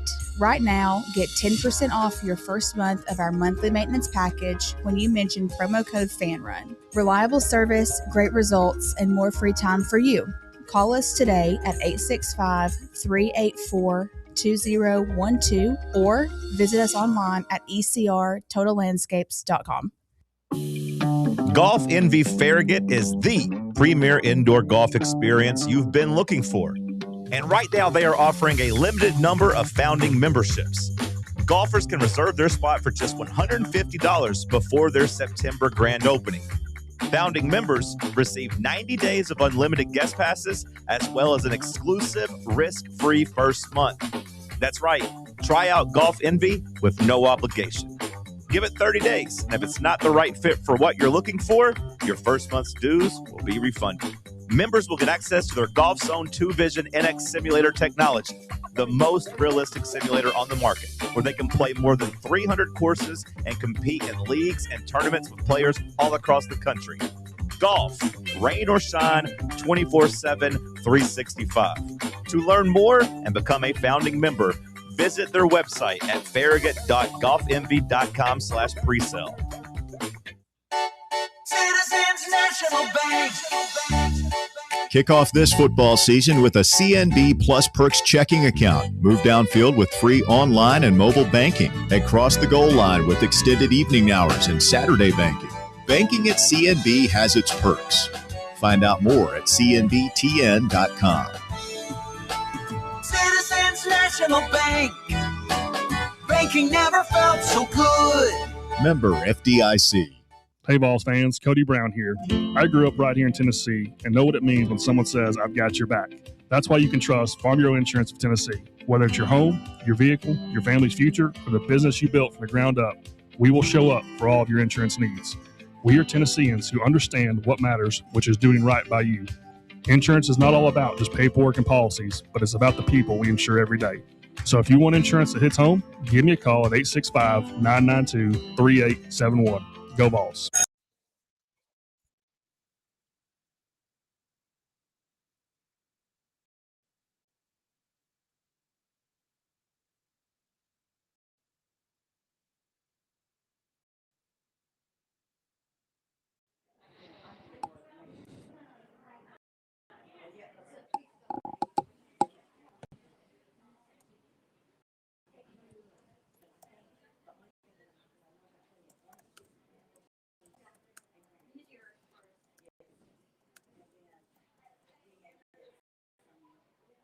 Welcome back. The drive continues. Fan Run Radio Smith, Bob Baskerville, live at Citizens National Bank World Headquarters in Sevierville. Thanks for being with us here on the drive, and we're pleased to be joined on the phone right now by Jake Crane of Crane and Cone with On3 Sports. Jake, good afternoon. How are you, sir? Oh man, I'm doing great. Appreciate y'all guys having me. Yeah, thanks for jumping on. Before we get into it, congratulations on birth of a child last week. Is this Crane kid number 2? Yep. Second girl. Me and my wife agreed though. We're going medieval rules. We're going till we have a boy. I mean, I got to have somebody to give the sword to. That's good. Jake, congratulations congratulations, man. I know you're right back at it. You're probably not getting the same kind of sleep you used last week, I think, on a post on X. It's worth it, man. It's the best thing ever. Oh yeah, I my brother's getting married in October. He asks me all the time, like, what's it like having a kid? I'm like, hey, it's hard to explain until you actually have one. Like you think you love your dog or your cat or your ferret or whatever. It's the best thing ever, and they're both unbelievably healthy, and my wife's healthy, so we're very fortunate. Now that comparison applies when they're little. I will tell you, my kids are grown at this point, and the dog's pretty attractive at that point because the dog never barks back at you. But they really can't talk yet, so I think we're peaking. Yeah, exactly. Yeah, you get those 18-year-olds, and they won't have anything to do with you unless they need a bill paid, and then all of a sudden you're their best friend. So true. And we'll find that out later, Jake. Yeah. Jake Crane with us here this afternoon on Fan Run Radio. Jake, it'd be interesting to get your take on the Tennessee quarterback situation. It's been since 2004, the last time Tennessee started a true freshman at quarterback. And as somebody who's been close to the game for a long time, I'd be interested to get your thoughts on how has the game changed in the last 20 years in terms of how much more difficult it be to get a freshman ready to play the game's most difficult position. Yeah, well, I think it's gotten easier because high school's gotten a lot better. Across the board, systematically, schematically, high schools are doing way more things. Guys are more prepared. They're more exposed to things, understanding terminology, especially at these places that really take high school football seriously. And then also, the strength and conditioning's gotten better. I mean, we made big jumps in that area, so guys are able to get their bodies ready quicker, and that'll be something that just keeps evolving. Now, as far as how it's going to go, we've seen the anomalies of freshmen, whether they be true or redshirt, and there's a big difference between those two things, but come in and have a lot of success, but they are just that, anomalies. To me, there's a good and a bad side. The good side is, obviously, if the true freshman is talented enough to come in and play, he must be special, and that's the long-term play. The other end of that is, you're going to go through some ups and some downs. He's going to have to make mistakes to understand how to learn from them. And the only way you can get experience is through experience. So there'll be some good, there'll be some wow, there'll be some, why and be some ow. That's kind of how it works when you're playing a young guy. But Josh Heupel's system, I do think, is conducive to getting a lot done pre-snap, which takes half the battle out of it. You're not just reading while the bullets are flying. You kind of know it's speed math. So I'm excited to see it. But again, I think this is a building year for Tennessee. As bad as Tennessee fans don't want to hear that, because I love your offensive line. Losing Farouk hurts, obviously, but there's some guys on defense that can play. The depth is interesting to me. And it's going to be, I think there's going to be some growing pains, but ultimately it will be worth it because I think, Faison can really do it. Jumping tracks to, and I think your assessment of Tennessee makes all the sense in the world too. I mean, I think there's this whole concept of Georgia and Texas, and then a bunch of other teams that are going to be scrumming it out for hopefully a couple playoff spots. And maybe if the stars align, Tennessee could be in that conversation. But it's going to be tough. It's going to be really tough. But the question I was going to pose to you was two teams that I feel a lot of love in the preseason rankings, and for some reason I'm still a little bit skeptical, namely because of the complexity of their schedule and some other factors. And schools are U and Ole Miss, and I know you're speaking highly of Ole Miss, and I don't think these are bad teams. Don't get me wrong there, but I feel like getting them hovering around top 10 level feels like a lot to me. So what am I missing there in your mind? Well, I still think there's a little bit of a thought of, well, Ole Miss is kind of like the Globetrotters, right? They just want to score a bunch of points. They don't really care about defense. If you believe what's coming out of camp, and they've got the guys that can do it. I mean, Eccles just alone is the first rounder they got up front on the interior. Perkins is going to have a chance to make a lot of money, I think, in the league. And I think they've done a good job of developing guys, and then through the transfer portal, really beefing themselves up at the line of scrimmage. That's how Ole Miss has made this rise. It's not because just of the quarterbacks and Lane Kiffin. It's because of what they've done in the line of scrimmage. That's the only way to elevate. That's why Utah elevated out in the Pac-12. right? That's why Texas Tech is elevated in the Big 12. They're just better up front. That's the only way that you can beat a Georgia.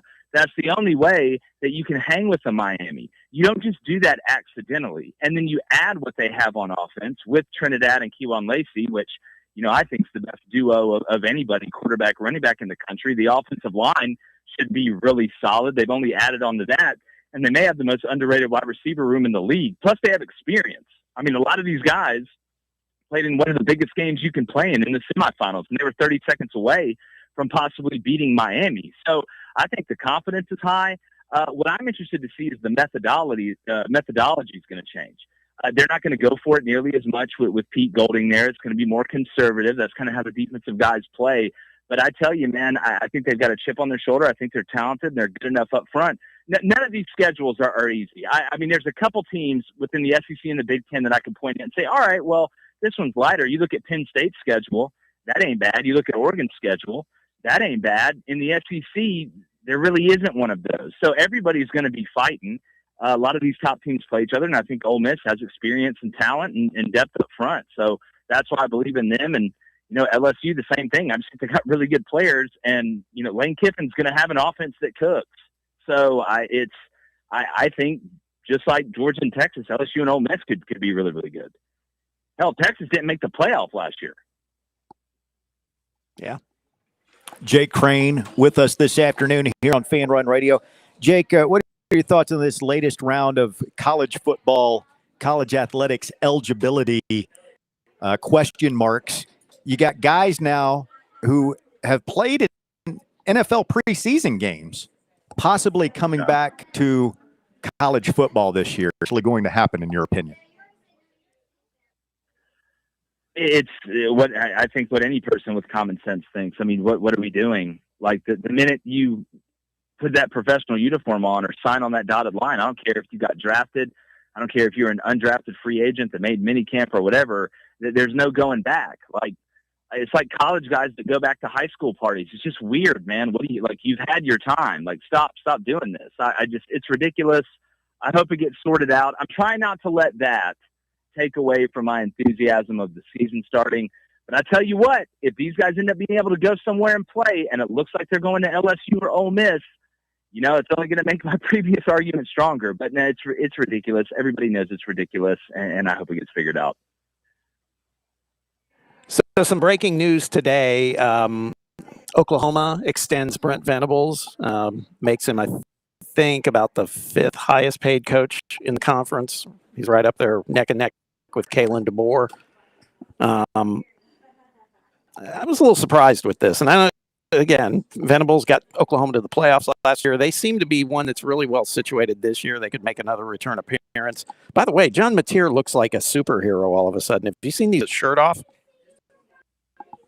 Oh, yeah, no. He's like, well, if I'm going to have to throw it the most and run it the most, I might as well look like, Captain America.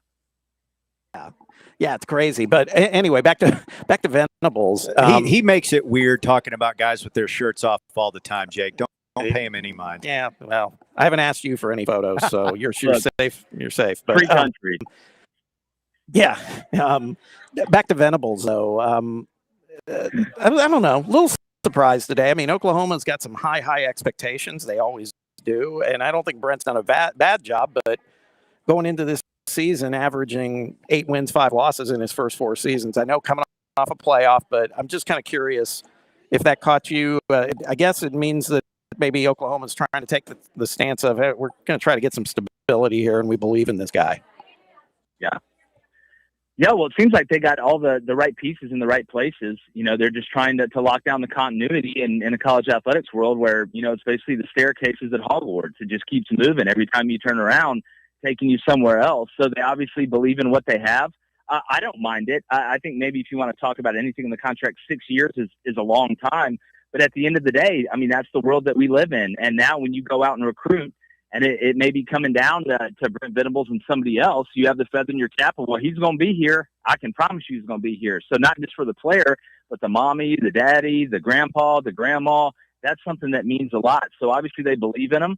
I think they're pushing in the right direction, and I don't mind it. I also think he's a really good dude. I've never heard a bad word about Brent Venables from anybody, and they had a big year last year, and I think they're going to have a big one this year.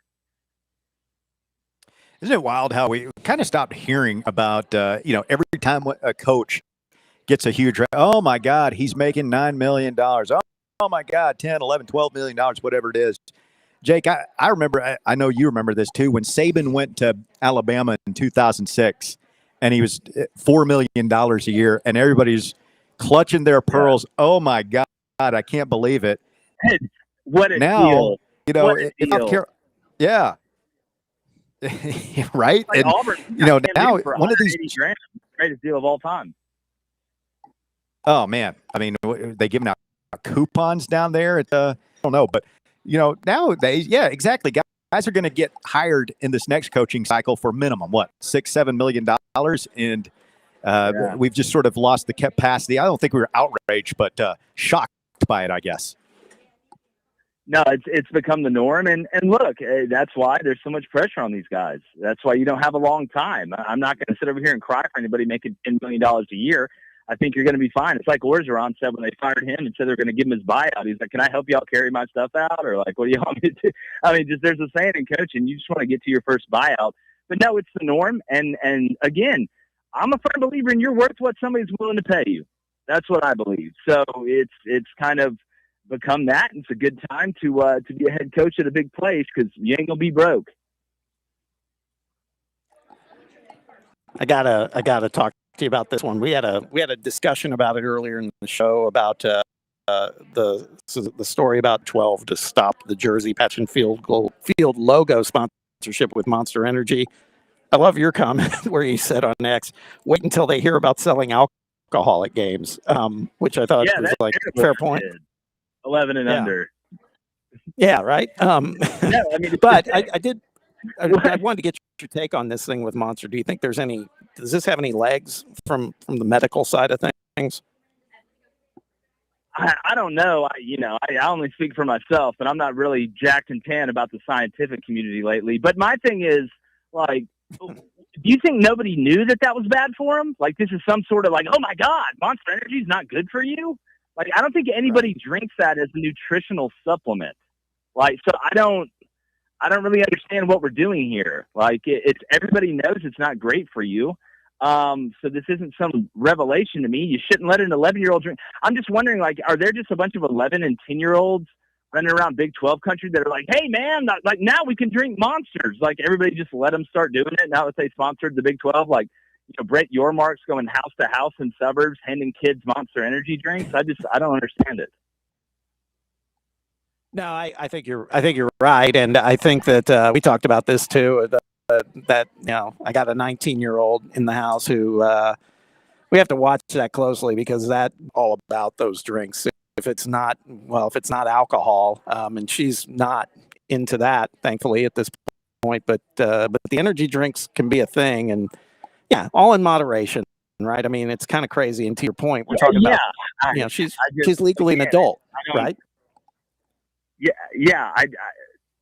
Nobody is parading around saying Monster Energy is good for you. Like, I don't ever remember the Big 12 saying that. Like, you're in charge of what you put in your body and what your kids put in their body. So, like, I don't, again, think this is a hall pass for 6-year-olds to start pounding Monster Energy drinks right after nap time. Let's hope not. Jake Crane with us here. Jake, last thing for me, I saw where you guys were talking about. Yeah, right.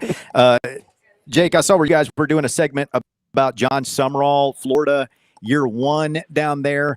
Go figure. Tennessee finally figures out whatever mind voodoo Florida had going on against us the past 30 years, basically, and now the Gators are off the schedule. Your thoughts on how things are going to go year one for John Sumrall in Gainesville? Well, look, I had him at 7-5. And I love to hire John Sumrall. I think Florida in the next 3 years is going to make a run at a playoff spot. I think, culturally and mentally, he has the makeup that they need at that place. As something I talked about during the show, I do think certain archetypes of people can maximize the potential of places. And I mean, if you look who've won at Florida, they've been kind of arrogant. They've been kind of, I'm going to tell you what I really think. I'm not afraid to say things. And Urban Meyer and Steve Spurrier, I think Sumrall fits that. And I think he can really, really recruit. I like the staff that they have around him down there. So I think Florida's going to go 7-5 this year, which Florida fans are going to hate, but he is going to get that place right, I think, within 3 years. Hey, Jake, really appreciate the time. Sorry if we were on location, maybe a little bit of a delay interrupting us at times here, but we really appreciate your time. Congratulations again on the birth of Crane Child number 2. Good luck. Hope you get some sleep sometime between now and kickoff. Yeah, no, guys, I appreciate it. I always love coming on, and I'm trying. We had to change up defenses, so we're still going through install, but we'll figure it out eventually. All right, sounds good. Jake Crane and Cone with Unveil Sports joining us here this afternoon. Real funny guy, and that's when you got the kid. Both my kids were born during football season, so I know that can. My wife would hate hearing this. Throw a monkey wrench into things. I guess football throws a monkey wrench. Having kids. We always appreciate Jake coming on. As a matter of fact, he was supposed to come on a week ago today, but his wife delivered their child that morning, and they were already past the delivery time. So obvious priorities prevailed, and we're just happy to hear everything went all right there. And his life will never be the same, but that's a good thing too. We found out where we rank on the list of Jake Crane priorities a week ago. All right, stay with us. We got one more segment coming up. Speak now, forever hold your peace. The shocking conclusion of the drive when we continue. 865-966-3435. Your number to get on board, 966-3435. Back to wrap things up right after this. The Drive. For the fans, by the fans. This is Fan Run Radio, Knoxville. What kind of day is it? It's a White Claw day. Grab a pack, grab your friends. Everything else in life can wait. Your friends shouldn't. Let's go. White Claw. Grab life by the claw. Please drink responsibly. Hard seltzer with flavors. White Claw Seltzer Works, Chicago, Illinois. Is your crawl space damp, musty, or showing signs of mold? Call S&D Crawl Space and Insulation. From crawl space encapsulation and mold remediation to waterproofing, insulation, and dehumidifiers, S&D helps protect your home from moisture and poor air quality. Serving Knoxville and surrounding areas, call 865-602-0590. That's 865-602-0590. S&D Crawl Space and Insulation, protecting your home from the ground up. Vol fans, reimagine your home at Broadway Carpets and Flooring for any remodeling or building needs. With a variety of carpets, rugs, hardwood, vinyl, and stone, Broadway has all the flooring and installation options you're looking for, including pet-resistant products like Pet Perfect Carpet from Shaw Floors. Visit their showroom in downtown Knoxville or the location in West Knoxville located on Kingston Pike near Pellissippi Parkway today. Is your car ready for the road ahead? At Matlock Tire and Auto Service, they've got everything you need to keep you and your family safe on the road. Whether you need new tires, a quick oil change, or expert repairs, Matlock is your one-stop shop that keeps you moving safely. Matlock's certified technicians offer top-notch service for brakes, alignments, batteries, and more. Plus, they carry all the top tire brands, and they're the home of the world-famous price match guarantee. Bring in any competitor's ad, and they'll match the exact same tire for the exact same price. That's how Matlock Tire goes the extra mile for you. Convenient, reliable, affordable. Matlock Tire and Auto Service. Visit any of their 5 area locations in East Tennessee, in Farragut, Lenoir City, Maryville, Athens, and Hardin Valley. Find the location nearest you and schedule your appointment online today at matlocktireservice.com.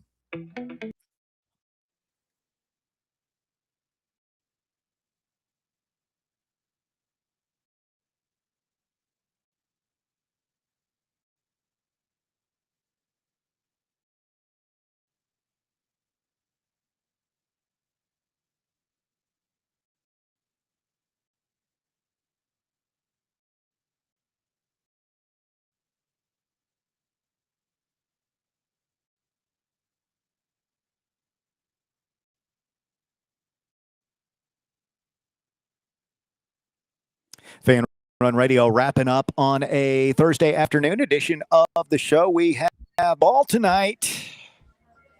High school football. Yes, sir. Yes, Anderson sir. County and Powell. I know the Cookie Man will be all fired up about that when we talk to him tomorrow. Absolutely. I mean, that is an old school East Tennessee rivalry. Rock'em Sock'em, good players, and I mean, just rowdy fans too. Well, we were talking about traditional uniforms, NFL, college. If we take it to high school, I love this. Anderson County is kind of like the Oregon of high school football. I've always seen them in the highlights and stuff. They got different variations of uniforms over the years. It's crazy. They spend a lot. Anderson, the Mavericks? Yes. I feel like I see that's always pretty, that's navy jerseys and white or silver pants. I've seen a bunch of different variations, like all gray, all, just all sorts of stuff. Okay. I've always liked the Catholic, the gold helmet, the Notre Dame thing that they have going on there. The sometimes navy jersey, sometimes green, a lot of gold stuff. Bearden, I think, has a cool thing going on there. A little bit too much like Alabama for my blood, but they have some cool looks at times. Farragut, very cool with the whole Cowboys thing they've got going on there. They never deviated. It seems like I've always seen that combo with them, the silver pants, white, blue jerseys. Well, they'll wear, it's dark blue. Yeah. They'll wear a lot of blue pants too, like blue on blue. Oh, okay. A lot at home. But yeah, they'll wear the silver and white on the road. Interested to see how our boy George Quarles does. I saw Mark Nagy, a friend of the show, had a piece with him. He posted to social media. GQ, back in East Tennessee high school football, as he should be. I think their first challenge is to get enough players. I mean, they were down to like 25 players on the roster. Isn't that right, Walker, last season? Yeah, they just could barely fit a roster. I mean, they already had a small roster to begin with, and they ended up getting a lot of people hurt. It's just, you know how it is in high school. It's tough to play both ways. A lot of these kids do at this level. ESPN2 at 8 p.m. Baylor takes on Brentwood Academy in a battle of Tennessee high school powerhouses, and you'll see a bunch of future Vols on the field. Most notably, David Gabriel George, the five-star terrific running back from Baylor. Everybody knows about him. Brentwood has a couple of Tennessee guys as well. You got Keyshawn Bowman, who's the #1 wide receiver in the state, a former Oregon commitment who he flipped. He'll be playing for Brentwood, as will Kevin Simon's son, Kenneth Simon. And that's going to be a fun game to watch. 8 p.m. on national TV. Man. They didn't have high school football on ESPN2 back in my day. No, not at all. Not at all. Now, that would be high-level foot. I thought that was an interesting comment by Jake Crane. I asked him about, how hard is it to get a freshman, and we've seen more of it, getting a freshman quarterback ready to play in the SEC. And he said, well, the biggest thing is high school football has gotten better. Yeah. And that's so true. I mean, again, back in my day, I remember high school football is like everybody ran the veer in the 90s. Everybody was running, pretty basic offenses. Nobody was throwing the foot. I mean, if you threw the football more than 5 times, you were running a wide open game. Like, no kid, like you were running wide open. And now you just see a lot of teams running the spread. And if you're a good quarterback prospect, Faison Brandon was, like George McIntyre was, you're going to find your way to a school that is going to develop you. Not a lot of highly touted guys end up playing for just whatever their local team is. Usually they're going to go play at IMG or Baylor or Brentwood, one of these quote-unquote football factories that really do a good job of getting them ready. Yeah. You know what's funny? You just made me think of this, too, because I've talked about this before in the past. So, and to Jake's point about kind of the ascendancy of high school football players, certainly in 10 country, when I grew up in Indiana, in central Indiana, that was a basketball state. Football, if there was a kid that got a D1 scholarship in central Indiana for football, you'd see one of those maybe every 3 years. And why I'm bringing this up is the correlation. A lot of it changed when Peyton Manning came to was in the Colts. The interest in football changed, and more and more people moved to the Midwest because, again, it was better cost of living, all sorts of other things. But now there's all sorts of talent in that state, just like a lot of states. And all of a sudden, football is kind of on a similar part of basketball there. It's crazy. And I still believe a lot of that all happened during that time where Peyton Manning was in Indianapolis. People started getting interested in the Colts. Peyton was very active in that community. I just think it changed a lot of things, but it kind of mirrors what we're seeing in a lot of states, right? The caliber of players just continues to grow. It used to be just Texas, Florida, and California. Now it's all over the place. Well, and you've had all the names come, Brentwood, Ensworth, who we've been able to get players from. Having Baylor get rolling the way they are, and Catholic in East Tennessee, I mean, Chattanooga's a lot closer to Knoxville than Nashville. Nashville's not far away, but if we've got a bunch of, and not just DGG. I mean, Jamie and Theodore from Baylor. We've got a couple of Macaulay kids, Carson Gentle on the team, and I'm sure there have been a lot more. That we're able to go down there and get. I think I'm not going to say it's a wise move from Heupel because I don't know how much he has to do with it, but we should be fostering that relationship, certainly, I would say. No doubt. All right, Bob. Tomorrow is the day. What you talking about? Yes. Champions League. Can I tell you something? I'm glad you brought that Uh-huh. up. I was leaving the gym this morning, and I was walking out to my car, and all of a sudden I heard, "Hey, Bob!" And I look, and it's Scott. Oh, really? Yeah, he was. Okay. And he was. He pulled and he said, "Hey, man," he goes, "I learned I'm the number 1 seed." I go, "Yeah." Number 1 overall seed. And he was like, "I know I got to be ready tomorrow, 5:20." And he's like, he is so locked in, man. So, wow. Yeah, he's ready. So, he number 1 overall seed. Scott tomorrow against Derek. Then we'll get back into it next week. Nick versus Jordan, Jay versus Jim, and Rando versus Charlie. First round of What You Talking About Champions League kicks off tomorrow, right here on Fan Run Radio. So Nick is taking on the self-proclaimed master of the minute. That's Jordan. Okay. There you go. I mean, he's got a chance to make a statement. Yes. On Monday, you take out the defending champ, and I guess you can call yourself whatever you want. That's right. That's right. And Scott, that's hats off to Second Chain One, who he lost his signal to us, right? Because he was driving in his car. Yeah. And he got beat the first time. Yeah. But came back the second time solid. I hate that so many people who wanted to be able to play, including William the Conqueror, who he wanted in, and he got in as an alternate, but I don't think he's going to be able to play in Champions League. And a guy like Scott, and I think was Jordan as well, or maybe Jay. I might be getting them mixed up.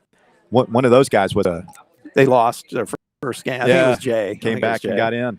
I still think there's some value in doing, particularly if everybody shows up in their quarterfinal round, maybe doing an exhibition somewhere along the line with Roberto and William the Conqueror. I want to see William the Conqueror and you. That'd be.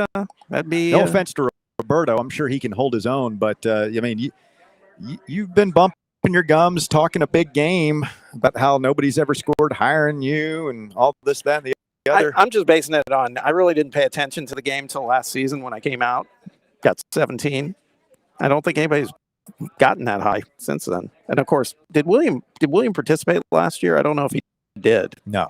So, in fairness to him, he wasn't part of the field last year. So, I do a lot of that because of my op too.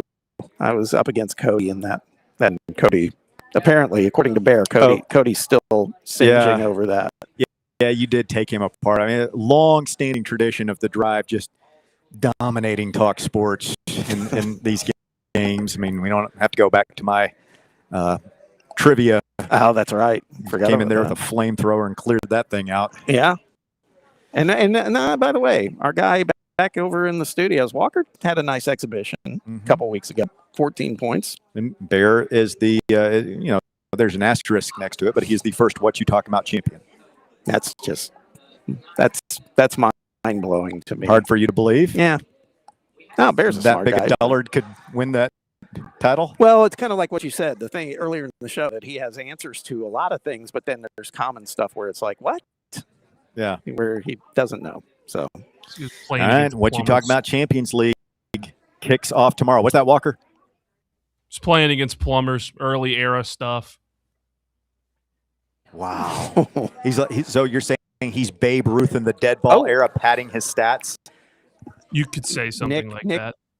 Nick just said on the live chat, more slander. William did participate last year, and Nick beat him.